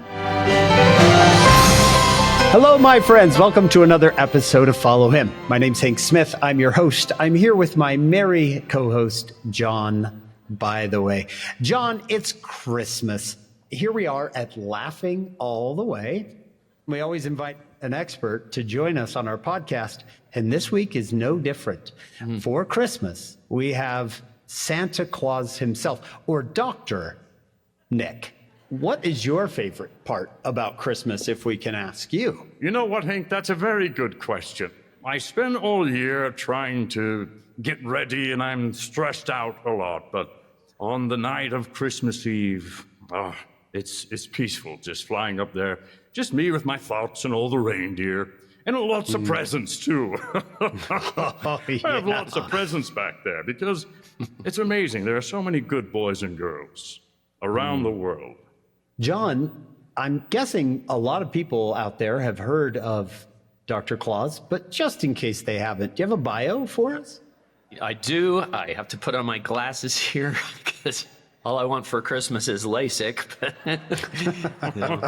And what to my astigmatism I should appear? Okay, Santa Claus, also known as Kris Kringle, Saint Nicholas, a beard aficionado, I had to practice saying that word, cookie connoisseur, holiday heavyweight champion of the world, born somewhere snowy, educated at the University of the Arctic North Pole. Go Polar Bears. Stomp them igloos. Yes. Yeah, the Igloos won last year, but the Polar Bears are going to get him this time. We're right? going to get it this year. We've got a good quarterback. You can do it. Yeah, I'm so excited for Dasher. He's looked really good in trials. Santa, welcome to Follow Him. Oh, it's a pleasure, Hank. Both you and John are such good boys. When my secretary said, hey, you're going to be on Follow Him, I said yes, because my secretary said that I'd get a box load of bomb socks, which I assume are da bombs. One of our sponsors of Laughing All the Way this year, along with And Collar. I don't know if you have an And Collar shirt, Santa. I do. What's great about those, they stretch. You know, around this season, I get a little bit bigger because the amount of cookies that I consume, and that And Collar just stretches with my neck. John, do you have some questions for Santa? He is our expert this week. Yeah, we've had a lot of listeners who had questions they wanted to ask. And one of them was, what would be your favorite scripture? Oh, that's easy. Zechariah 2:6. Look that up. Zechariah 2:6. All right. Zechariah 2:6. Zechariah, by the way, was one of the great good boys. Very good boy. Always listened to his mother. Ezeki is a fan of the show. Yeah. Zechariah 2:6. Ho, ho, come forth and flee from the land of the north. That is so Santa. Wow. Good verse. Right? Oh, that's where I got it. Was Zeke. Big Z gave you that catchphrase. Yes. Santa, before we let you go, we know that you are taking part, some sort of role, in a wonderful television show on BYU TV. I believe it's called Making Good. Yes. Tell us about the show. Oh, the show is, I can't be down in the southern hemisphere all the time. I'm always up north. I'm working with the elves, making sure they've got that elf esteem and that elf worth. But when I can't be there, I make sure that people know about Making Good. It's the sweetest boy, Kirby Hayborn. Very funny boy. He goes around to different organizations, nonprofits that are making a difference in the world, and he helps them. And with that, we want to thank our guest, Dr. Santa Claus, for being with us. We hope you'll join us next week. We interview the Easter Bunny on Follow Him. He's a good boy. Don't trust the chocolate that he has in his basket, though. He's just been house trained. Please welcome the hosts of Follow Him, John By the Way and Hank Smith.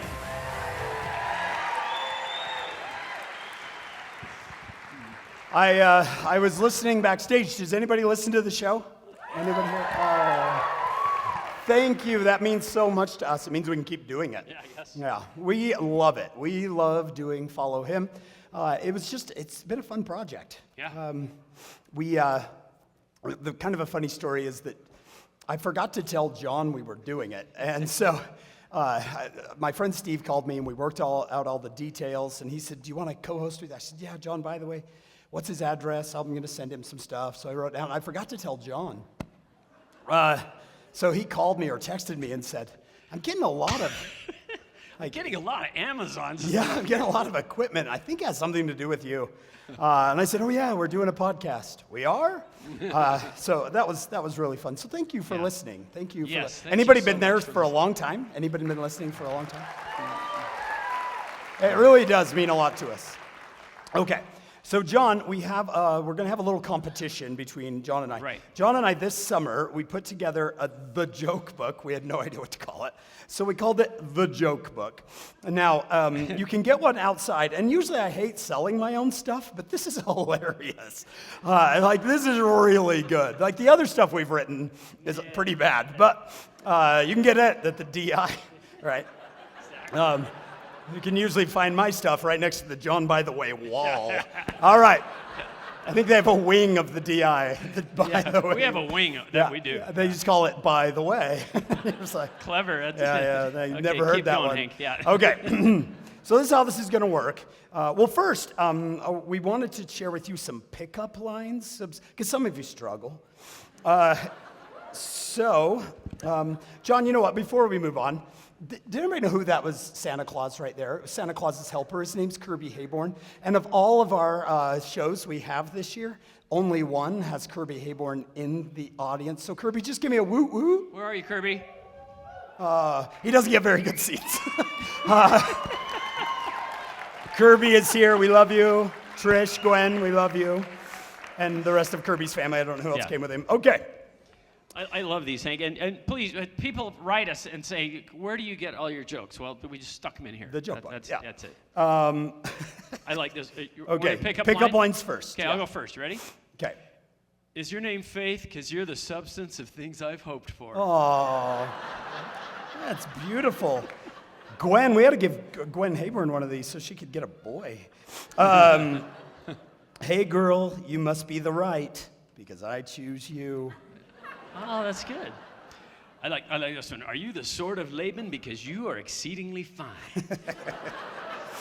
Okay, I don't get this one, so tell me if you get this one. Hey, girl, I'd teach you how to sip cider through a straw. Okay, some of you. Is that a girls' camp line? All right. Hey, Okay, I don't get that one either. What? Me neither. Okay. Yeah. Okay, so this is how this is going to work. John and I decided to have a little competition. We're going to tell each other jokes, and if he laughs, I get a point. If I laugh, he gets a point. If you laugh, you're great. Okay.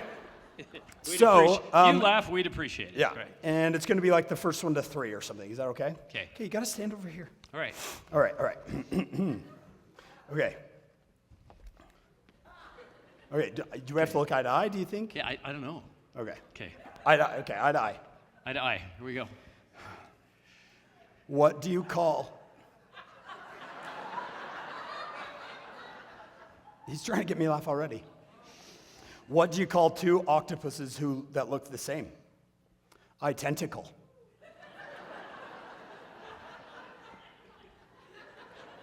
Nice, you did it. Yeah, if you okay. show your teeth, you're out. Right, show and your John's teeth, teeth come out. Yeah. All right. No, you can't do that. You can't do that. I will laugh. That's not fair. It's totally exaggerating. Okay. If you're cremated after you die, you can be put into an hourglass and continue to participate in family game night.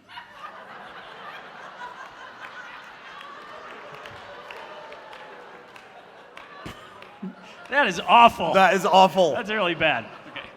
Okay. Right. You start getting mad at grandma. Okay. Okay, you ready? Yes. This one's kind of an older one, so I know you'll like it. All right. Yeah, you just have to be a little aged to get this one. When you're down by the sea and an eel bites your knee, that's amore.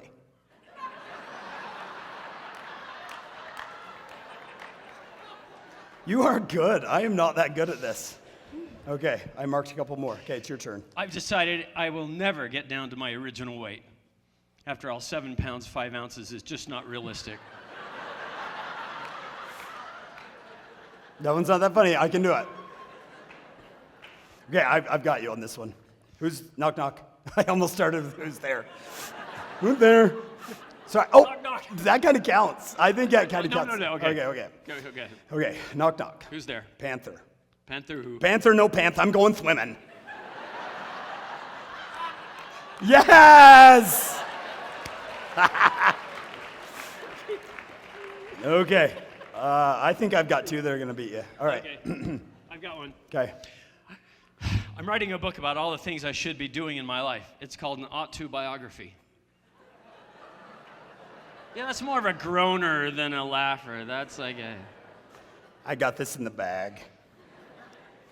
My friend died, came back as a cowboy. I call that reincarnation.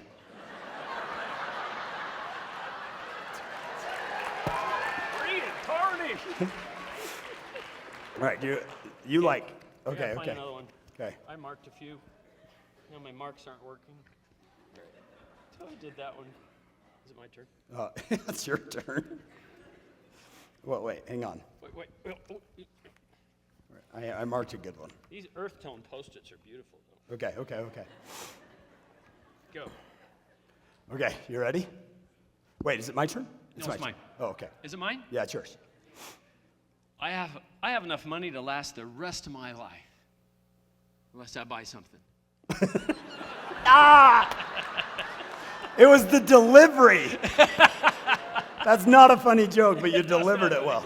Okay, I got one. I guarantee I'm going to win. 3-0. Here we go. Those millennials walking around like they rent the place.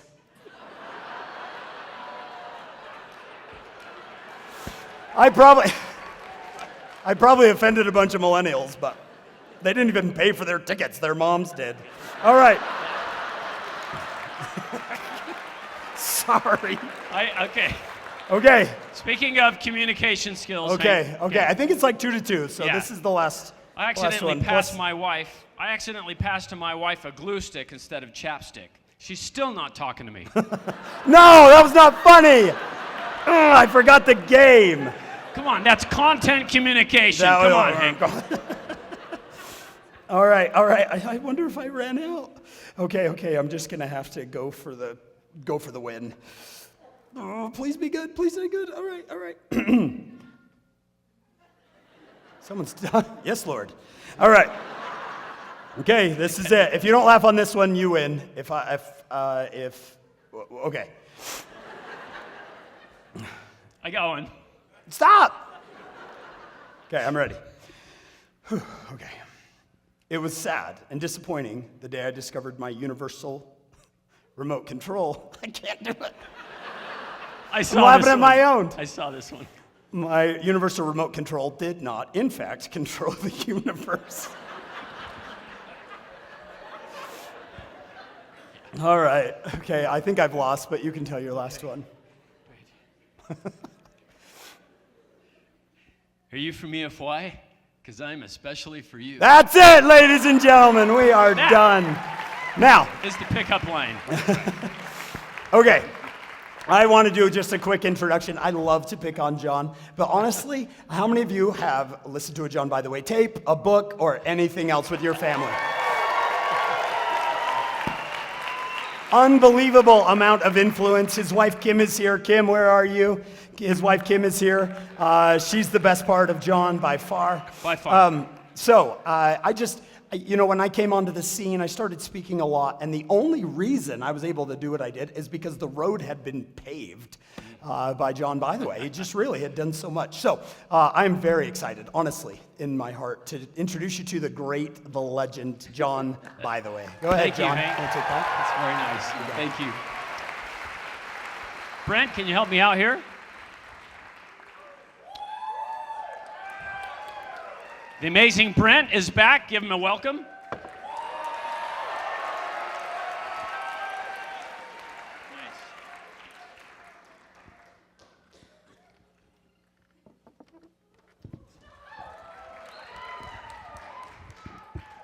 It gets better.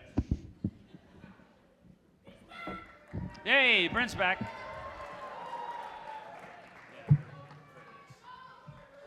Brent, there's one other thing we talked about.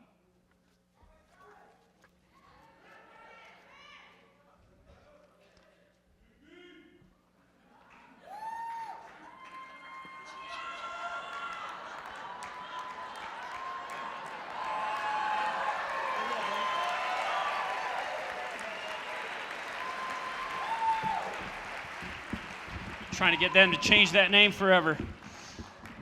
Well, it's been so fun. Have you had a good time so far?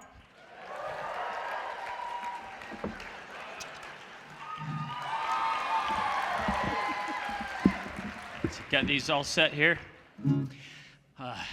There's one song I just can't get out of my mind.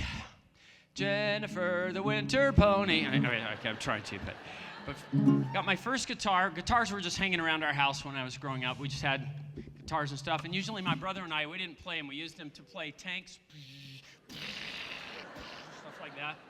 But I had in 6th grade a ukulele class, and I learned to play the ukulele a little bit. And then when I was 16, I got a date. It's true, my parents had a special fast, and I got a date. And I put my guitar case in the car because I thought that would impress my date, and it did. She did exactly what I wanted. Oh, you play the guitar. And I hadn't really thought ahead that far. I don't really play it, I just have one. No, you wouldn't have put it in the car. Play me a song. I thought, what do I do? But I remembered a ukulele unit in 6th grade, so I thought, I'll sing the only song that I know. I'll do it in my most romantic voice. I looked out the window, and what did I see? Popcorn popping on the apricot tree. Yeah, she did what you did. Take me home, right? So I better learn some more. I'd like to sing popcorn popping, not the way you've heard it, but the way that I've always wanted to do it, okay? I looked out the window, and what did I see? Popcorn was popping on the apricot tree. Now, spring had brought us such a nice surprise. Popcorn popping right before my eyes. Well, I could take a handful and make a treat now. A popcorn ball that would smell well so, smell well so, smell well so, smell well so, no, no, no, no, no, no. Well, I could take some popcorn and I would pop it up. Then I would call up on my friends and we would eat it up.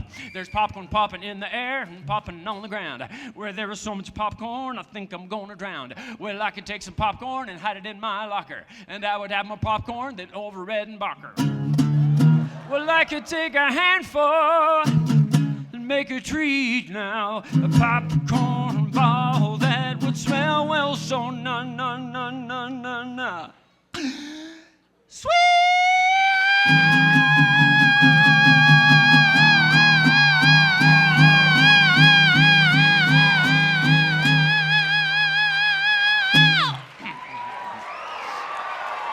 Thank you. Do not try that in primary. You'll be promptly held a membership council. But you may be wondering, why are we singing Popcorn Popping? This is a Christmas thing. You're right. Okay, so I've made some new words. We're going to call this song not Popcorn Popping, but Snowflakes Falling. So everybody will do a quick sing-along. Everybody looking up there. Here we go. I scraped off the window, and what did I see? Snowflakes falling on the evergreen tree. Winter's brought me such an ice surprise. We need to go a little bit faster on the PowerPoints. Here we go. Winter's brought me such an ice surprise. Popcorn's freezing up before my eyes. Everybody sliding, it looks like fun. But now my mom's calling 911. It's only frozen snow, but it seems to me 10 times better than an apricot tree. Right, now we got it.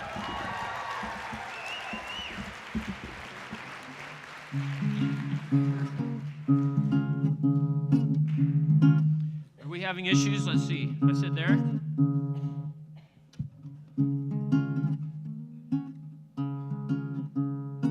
That sounds better. Can you hear that? Last year I got home from my mission. My bishop told me what to do. He said, go find a fine young lady and spend and spend and spend until she says I do. So I got lots and lots of lineups and met a ton of girls at school. Then after I'd spent all my money, they'd say, hey John, I have a missionary too. It gets worse. Based on a true story, but it didn't happen to me. I finally found the one I wanted and bought a diamond at the mall. But as I tried to pop the question, she said, guess what? Just got my missionary call. Yeah, people don't laugh, they just go, ew. Okay. Now, there's kind of a theory about the primary songs. The idea was that you would hear the words and then incorporate, what you're hearing into your behavior for the little kids. Like, do you remember the song, Saturday is a special day. It's the day we get ready for Sunday. We wash our face and we wash everyone else's face. And pretty soon we all have really clean faces. There's something about a face in there. But the whole idea was that you'd pop up on a Sunday morning and say, Mom, Dad, Saturday's kind of a special day, and I'm just wondering what I can do around here to help out. So moms and dads, did it work? No, so this is what moms and dad would like to sing, except they're too polite. Clean up your room, you slob, what a mess. Get a job, you'll get an avalanche when you open up your door. Your bed's in there, but you can't tell where, 'cause your junk's piled everywhere. Mounds and mounds of dirty clothes, moldy crust from Domino's. They're offensive to my nose, use a fire hose. Wait, another verse. Clean off the shower door, it's not clear anymore. I wouldn't touch that thing with a 45-foot pole. There's toothpaste globs on the hot cold knobs and a ring around the sink. 16 products for your hair, aerosol instead of air. If you light a match in there, you won't have a prayer. Oh, thank you, you're so nice. Now, I have to tell you, there's a story behind all of this. When I was 17 years old, true story, Parley 2nd Ward, Salt Lake City, Bishop Sager called me into the office and said, John, I'm calling you to serve as junior Sunday school chorister. Now that's an equivalent of primary chorister, right? And I looked right at him and went, I'm a boy. And he's like, he knew how to give callings. He's like, hey, you weren't my first choice either, Buster, right? Now get in there and do it. And I thought, I don't know how to do that, But Mom and Dad said, always accept a calling. So I'm in there in the room, and my mom came to watch my first day. Oh, man, it was pathetic. I have to put this down and show you. She was sitting in the back with the face palm like this. Because I got up and I was like, okay, guys, shh, shh. Right? What do you want to sing? And my mom's just like, this is bad. And I'm trying to get him to be quiet. I can't get him to sing a song. I went home that day. My mom said, John, you're doing it wrong. And she had taught kindergarten in the Salt Lake City School District for 300 to 400 years. And so she knew exactly what to do. She said, first of all, you don't say, be quiet, be quiet. You find somebody who's being good and you make an example out of them. So I did exactly what Mom taught me. Look how nicely little Timmy is sitting today. And little Timmy's like, and all the other kids look at Timmy like, I'm sitting nice too, teacher. And then I act surprised, you're all sitting nice today, And I look at my mom like, oh my goodness, this is working, right? And then she said, now, you don't just say, what do you want to sing? You have to make a poster. It's in the Doctrine and Covenants somewhere. Thou shalt make a poster. So I made a poster. I had a tree on it with leaves that were red, green, and yellow. I mean, red, orange, and yellow because it was autumn. And I'd said, who would like to pick the song? Now, little kids don't just raise their hand. They raise their whole soul. Have you seen that? Oh, and it causes them pain. Oh. And then their arm gets tired, so they brace it with the other arm. They start going back and forth like an old washing machine. So I let him ride for a while, and then, okay, Timmy, you pick the song. So Timmy comes up, picks a leaf off of my poster, and turned it over, and I would read the number. Oh, the leafy treetops, right? And then we'd sing the song. For years, that song, I thought, in the little garden, the flowers are nodding. They said flowers are nodding. For years, I thought as a kid, they were saying, in the little garden, the flowers are naughty. That was a word I was a lot more familiar with. Anyway, so we sang that. Now, Mom said, now, if they're having a problem and getting like rambunctious, stand them up, tell them all stand up, and do an activity song. I bet I was the only 17-year-old boy in the church that knew this song. So I'm like, okay, stand up. My hands upon my head I place, on my shoulders, on my face, at my waist and by my side, then behind me they will hide. And that part always gets them because they're like, where could those hands be? You know, we're stumped. Then I will raise them way up high and let my fingers fly, fly, fly. Then clap, clap, clap, and 1, 2, 3, and see how quiet they can be. My mom said, make the inspection face and walk around.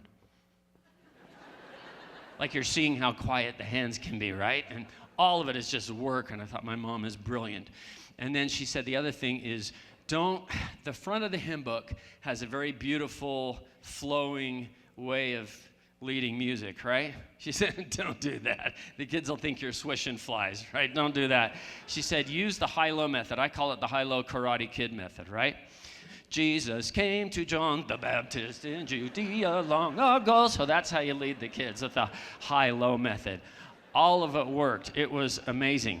I was so excited about that, and finally got released. I went on a mission to the Philippines, and I got to open it. Yay, Philippines! Woo! Kamusta kayo? Ay, makobuhay. So I got to, excuse us for a minute. Hi, how are you?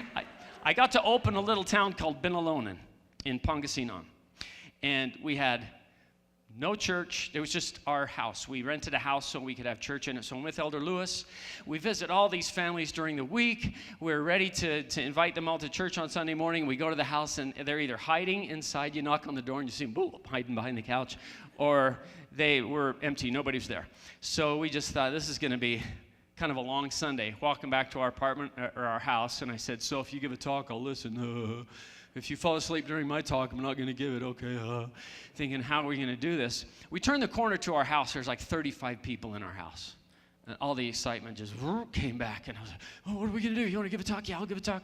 And I gave a talk, then Elder Lewis gave a talk, and I'm sitting there listening, and I'm looking out on this group, and I'm like, oh my goodness, half of this group are children. I know exactly what to do. I know exactly what to do. I said, Elder Lewis, you have Sunday school? I'm having primary, right? And I made a poster. I did. And I wrote on it, Jesus came to John the Baptist in Judea long ago, and Jesus came and I taught the kids, and I just thought, Heavenly Father is so smart. I didn't have a sing with me. They don't give you that on a mission, but I had one in my head. And when I was called to be a bishop, I told my ward that story and said, listen, that day when I was first leading, all of the other teachers were in the room going, who called this guy? That was crazy. Who called him? And maybe you'll feel that way too, and sometimes you do. Boy, that was a wonderful experience I had there in the Philippines. Now I get to play some more for you. So Hank says that one time, I fell asleep during the podcast, and I think I was just studying Lehi's dream for a minute, but he said I fell asleep, and I think I had just come back from a transatlantic flight, and I actually think I did fall asleep because I can remember exactly what I dreamed about. Sometimes all the things you're thinking about and doing come back in your dreams, and a couple of things that I dream about, especially because of what we were doing, the Book of Mormon and food. And so I dreamed I was driving around in my Cariantimer, and thank you, drove up to a place called Zarahemla Burger. Looked at the menu, I said, yeah, I'll have an ham and cheese, an order of knee fries, and a lemonade. And started scanning the menus, pretty interesting. There was the Nephi's Broken Bow vegetarian section. I said, let's see, there's a Soraya salad. I started noticing, what's Ramyumptum Ranch? He said, well, there's only a little bit, we put it on the top. What about Hagoth Thousand Island? Well, the last time we gave that to went north and we never saw him again, so. I said, how about a little Gadianton dressing? I said, what's in that? They said, we can't tell you, it's a secret combination. All right. There was a seafood section. That was the fillet of fish cumin with just an aminadab of tartar sauce.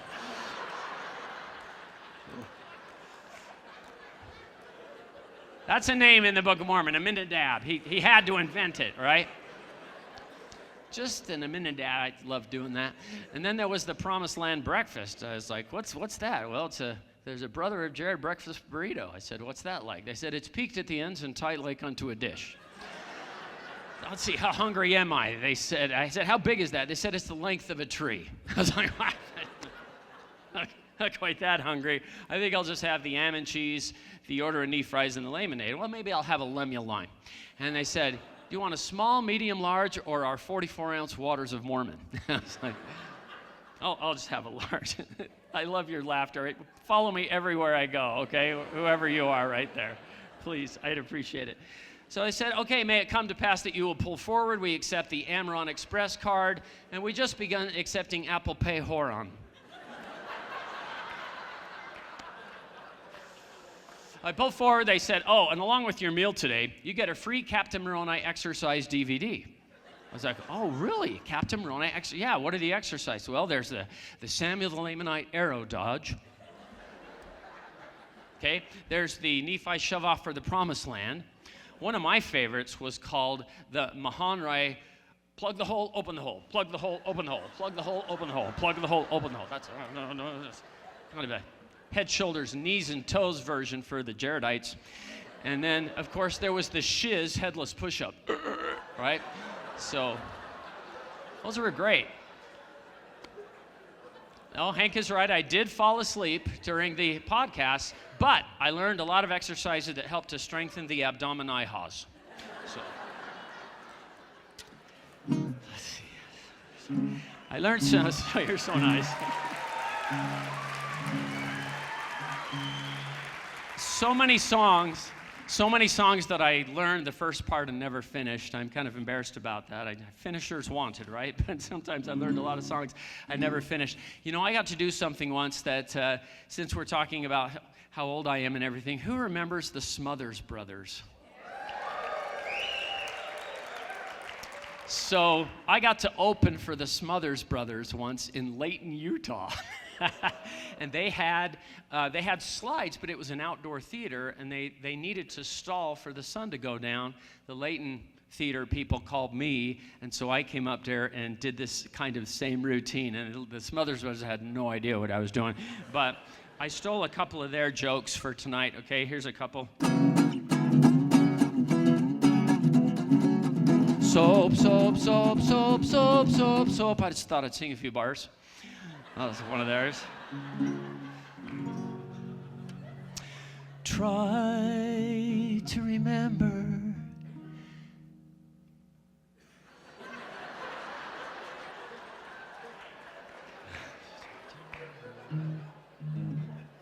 Okay, try another one from the 80s. You take my breath away.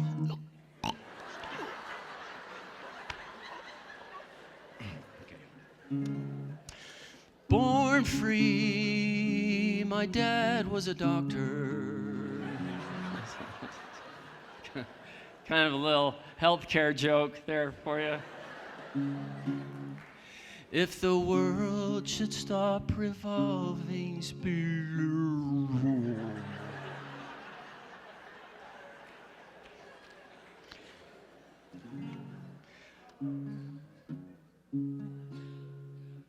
well, it's hard to say.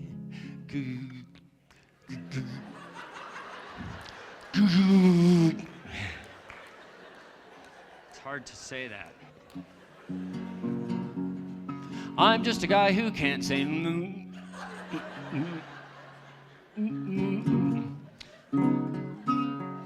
The pilot said, folks, we've got a problem. Just one of those little minor things. We've got to make a belly landing, 'cause we've lost the wheels beneath our wings. It's kind of a tragic song.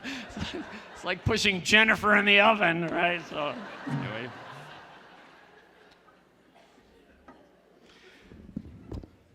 Little shout out to my friend Kenneth Cope for some of these lyrics. We worked on it together. But you ready? A little Christmas tune. Chipmunks roasting in a forest fire. That's a little harsh, isn't it?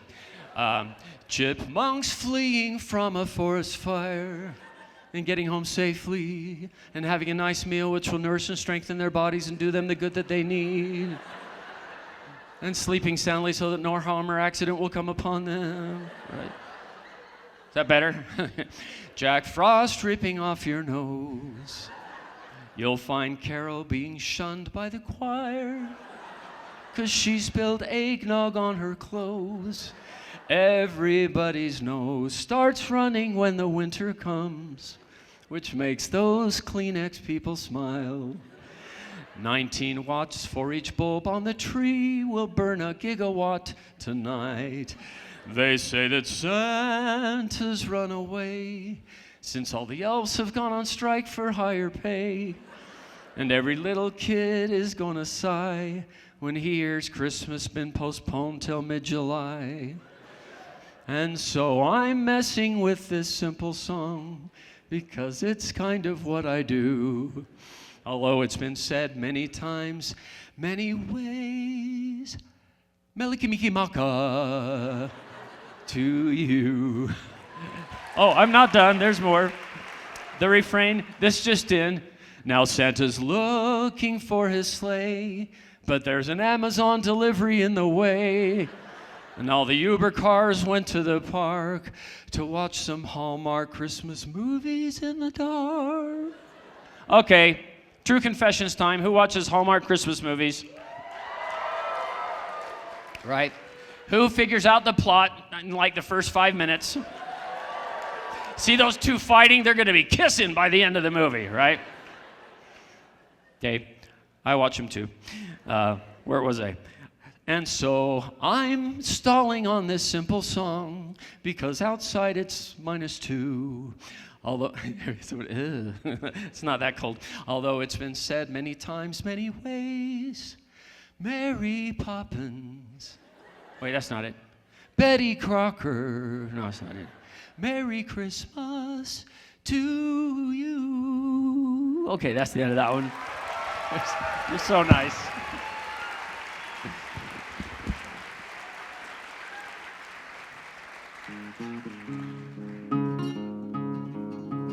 Choose the Sprite when a Coke is placed before you. Oh, wait, we don't care about that anymore. Never mind. Let's see. I have 5 little fingers on one little hand. There's 6 on the other. I don't understand. During all the long hours till playtime is through, there's nothing at all for one finger to do. What do you get if you cross the theme song to Gilligan's Island with Book of Mormon stories? Kicked out of the... No, that's right, yeah. Let's see, let's try. Just sit right back and hear a tale of the promised land that started in Jerusalem with Lehi and his band. Repeat, Lehi and his band. Nephi had to build a ship and get the brass plates too. Although his brothers murmured, Nephi did stay true. Nephi did stay true. The weather started getting rough and Laman had to repent. But with the Liahona to America they went. To America they went. Yeehaw! The ship set ground on the shore of this uncharted desert continent with Lehi do-do-do-do-do and Nephi do-do-do-do-do and Zoramba and his wife do-do-do-do-do Sarai, Laman and Lemuel. Everybody here in the Promised Land. Here in the Promised Land. Okay, that's enough. Now. I love music. Music was a big part of my house. A huge part of my house was lots of music. My dad was really good at playing the record player. And sometimes we would discover the funnest things. This is a scale. Da, da, da, da, da, da, da, da. That's a scale. What if I changed the length of the notes? Listen for a hymn. Da, da, da, da, da, da, da, da. What is it? Sweet as the work, thank you. Listen to this, a scale the other way. Ba, ba, ba, ba, ba, ba, ba, ba, right?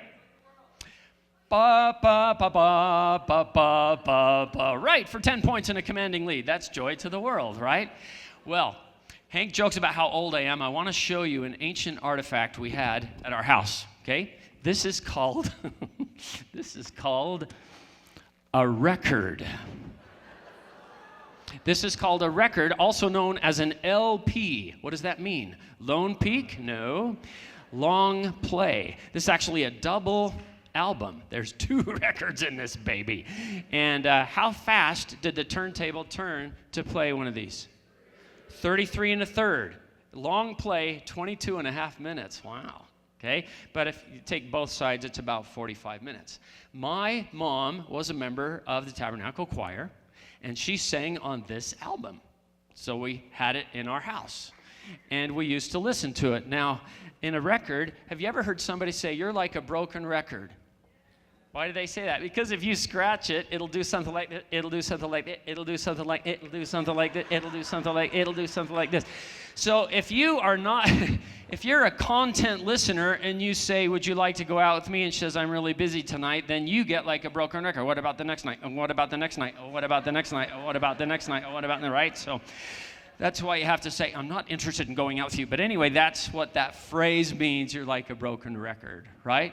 Well, we used to listen to the Messiah at my house because my mom was in it. And if you listen really close, you're listening to about 300 voices. Hey, one of those sounds like John's mom, right?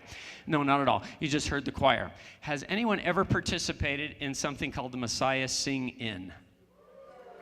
Okay, not the singing, sing in, where you go and you bring the sheet music and you actually participate. This was something we did early in our marriage, and my wife and I, and it was really fun. We'd go to this Messiah Sing, and you bring the sheet music, and the professionals get up. You know, the choir director gets up, and he looks at his chorus, and they stand up and they sing. They have 4 soloists, soprano, alto, tenor, bass, right? And you listen. The audience listens, and then the coolest thing happens. The conductor turns around, looks at the audience, and says, "Stand up." And everybody sings. Nobody's performing for anybody. Everybody just sings. And it's pretty fun to do that, because sometimes, I noticed one year, why is this so powerful? And it dawned on me, everything we were singing was Scripture. And George Frederick Handel had put it all to words, right?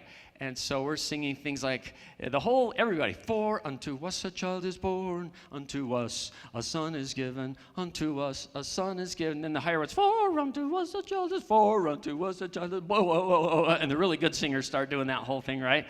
And everybody's just singing, and all of a sudden it all comes together. "And his name shall be called Wonderful Counselor, the Mighty God, the Everlasting Father, the Prince of Peace." And it's an awesome event. Well, one time at one of these events, we did that. We did the Hallelujah chorus at the end. Hallelujah, hallelujah. You know that one, right? Does anyone know what a fermata is?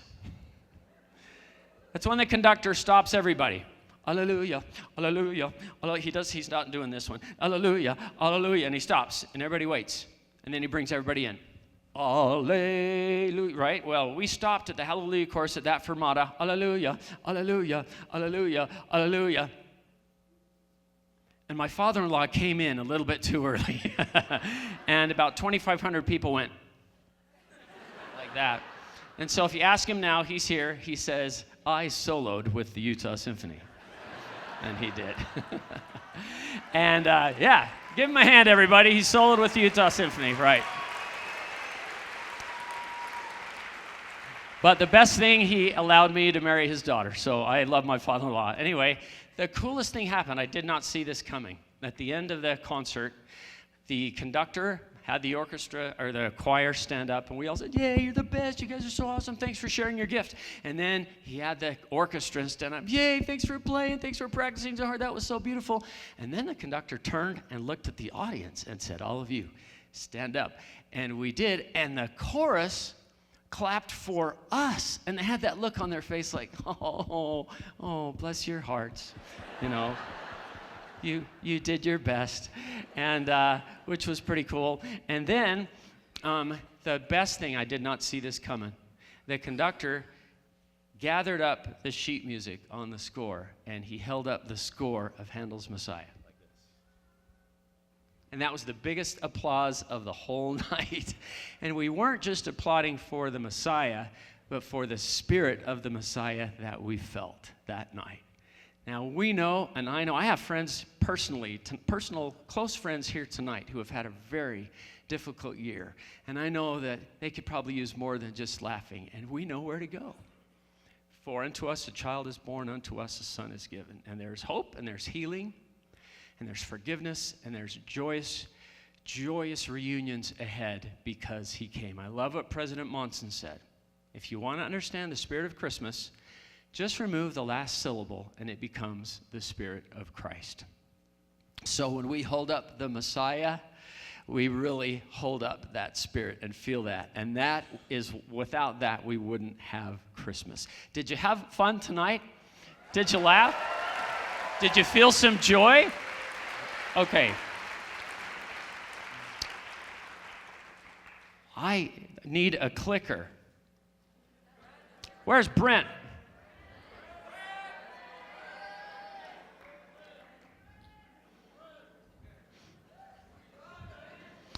Have Jennifer the pony bring it out. Here we go. Okay. I actually forgot part of my program that I wanted to show you, because when I was a junior Sunday school chorister, I had kids that would, kids are so honest. I'd say, yes, you're weird. Yeah, thanks. So when kids write letters to Santa, you see stuff like this. Dear Santa, how are your reindeer? If you cannot buy what I want, take it easy on yourself. Just give me 10s and 1s of money. Dear Santa, Santa, if you bringing presents with batteries, bring batteries, okay? You ever had to buy batteries at 7-Eleven on Christmas morning? Yeah. Dear Santa, last year I asked you for a surprise, and you gave me a book. I don't want any more surprises. Must have got a John By the Way book, I guess. One time, true story, I was at the DI, I found one of my books on the shelf, almost brand new. I opened it up, I had signed it and given it to a family in my ward. Took them exactly a month to take it to the DI. I called my wife, I said, Kim, the so-and-sos took this to the DI, and she is so funny, she said, let's give it to him again. You seem to have misplaced this.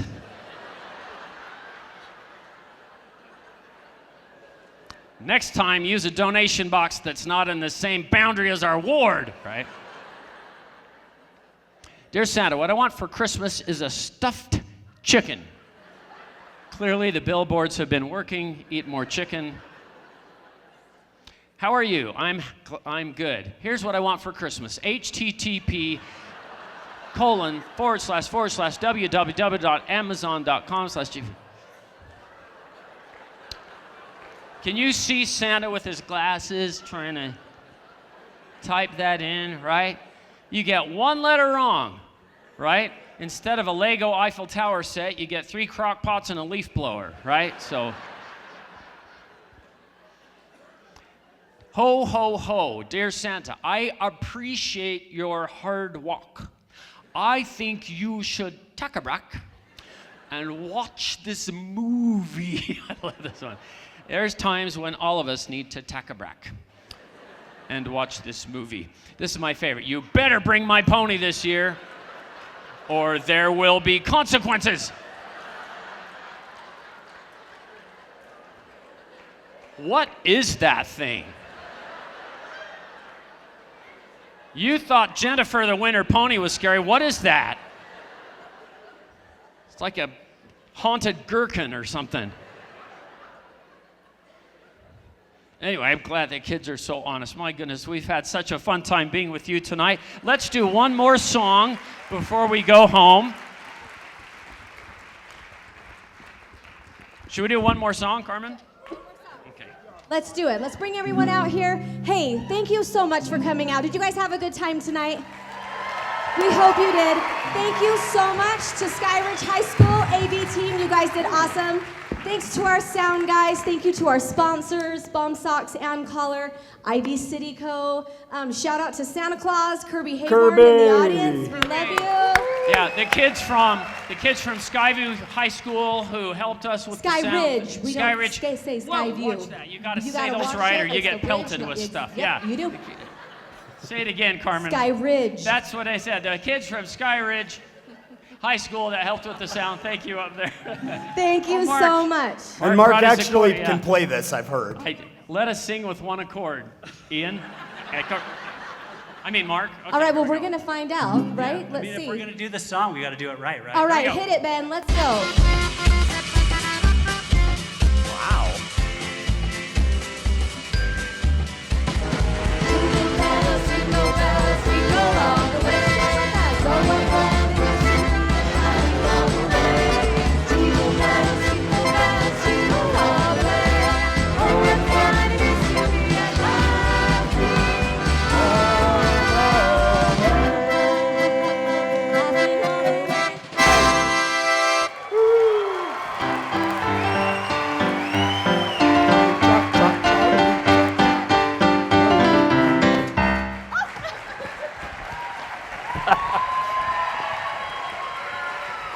Brent!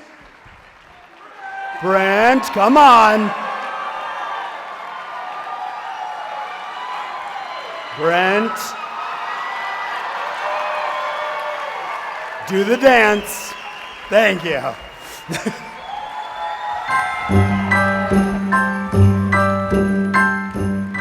So we're going to interview you as Santa.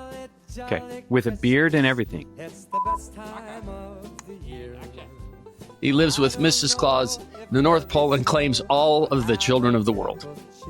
I do, mostly for tax reasons. I bought that 15.5-inch neck, and it stretches all the way to 30. I say, let's go have some fun. Yay! I've been a good boy. It was a younger 1982 job. He was a very good boy that year. Very funny. He only had 3 books come out that year. So, Santa, our listeners are wondering if you have a favorite movie. Yes, every Sunday, my family loves to sit down and watch The Best 2 Years. But there's one boy, just so sweet, this Elder Calhoun, I think is his name. Funny as the day is long. Which isn't very long up in the North Pole. They're very short. What would Sherry do? What is your favorite part about Christmas, if we can ask you? Oh, it's the spying on kids. Wait, that's...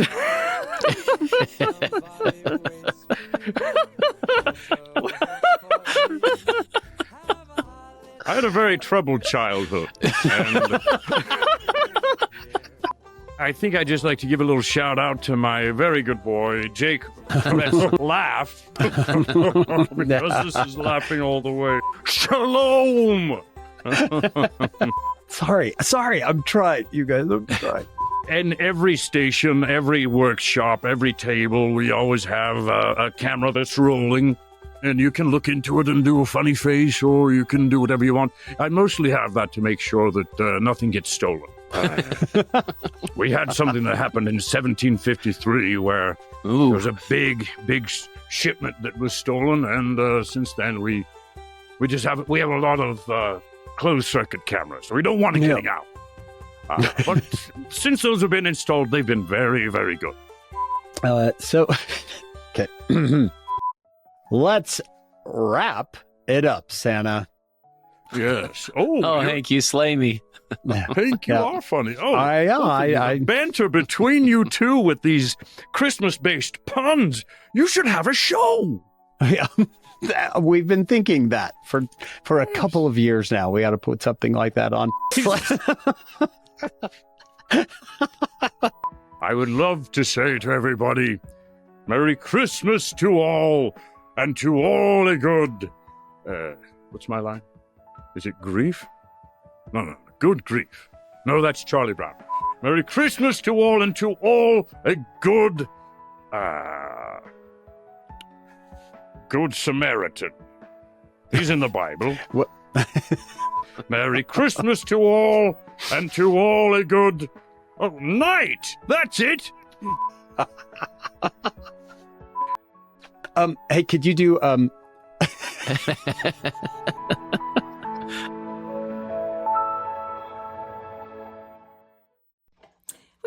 glad you came. Bye-bye. Bye-bye. Bye-bye. Bye now. Bye now. Okay. Please remember to discard all your candy wrappers in the trash receptacle. Thanks. Okay, good. Bye-bye. Bye-bye. Bye-bye. Is everybody gone? Okay, good. Oh my gosh, my teeth are killing me. I can't smile this long. Oh, I need a break. Okay. Can I get a break? Okay. Bye-bye. All right.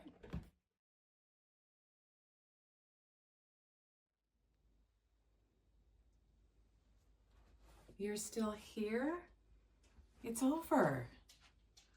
Go home.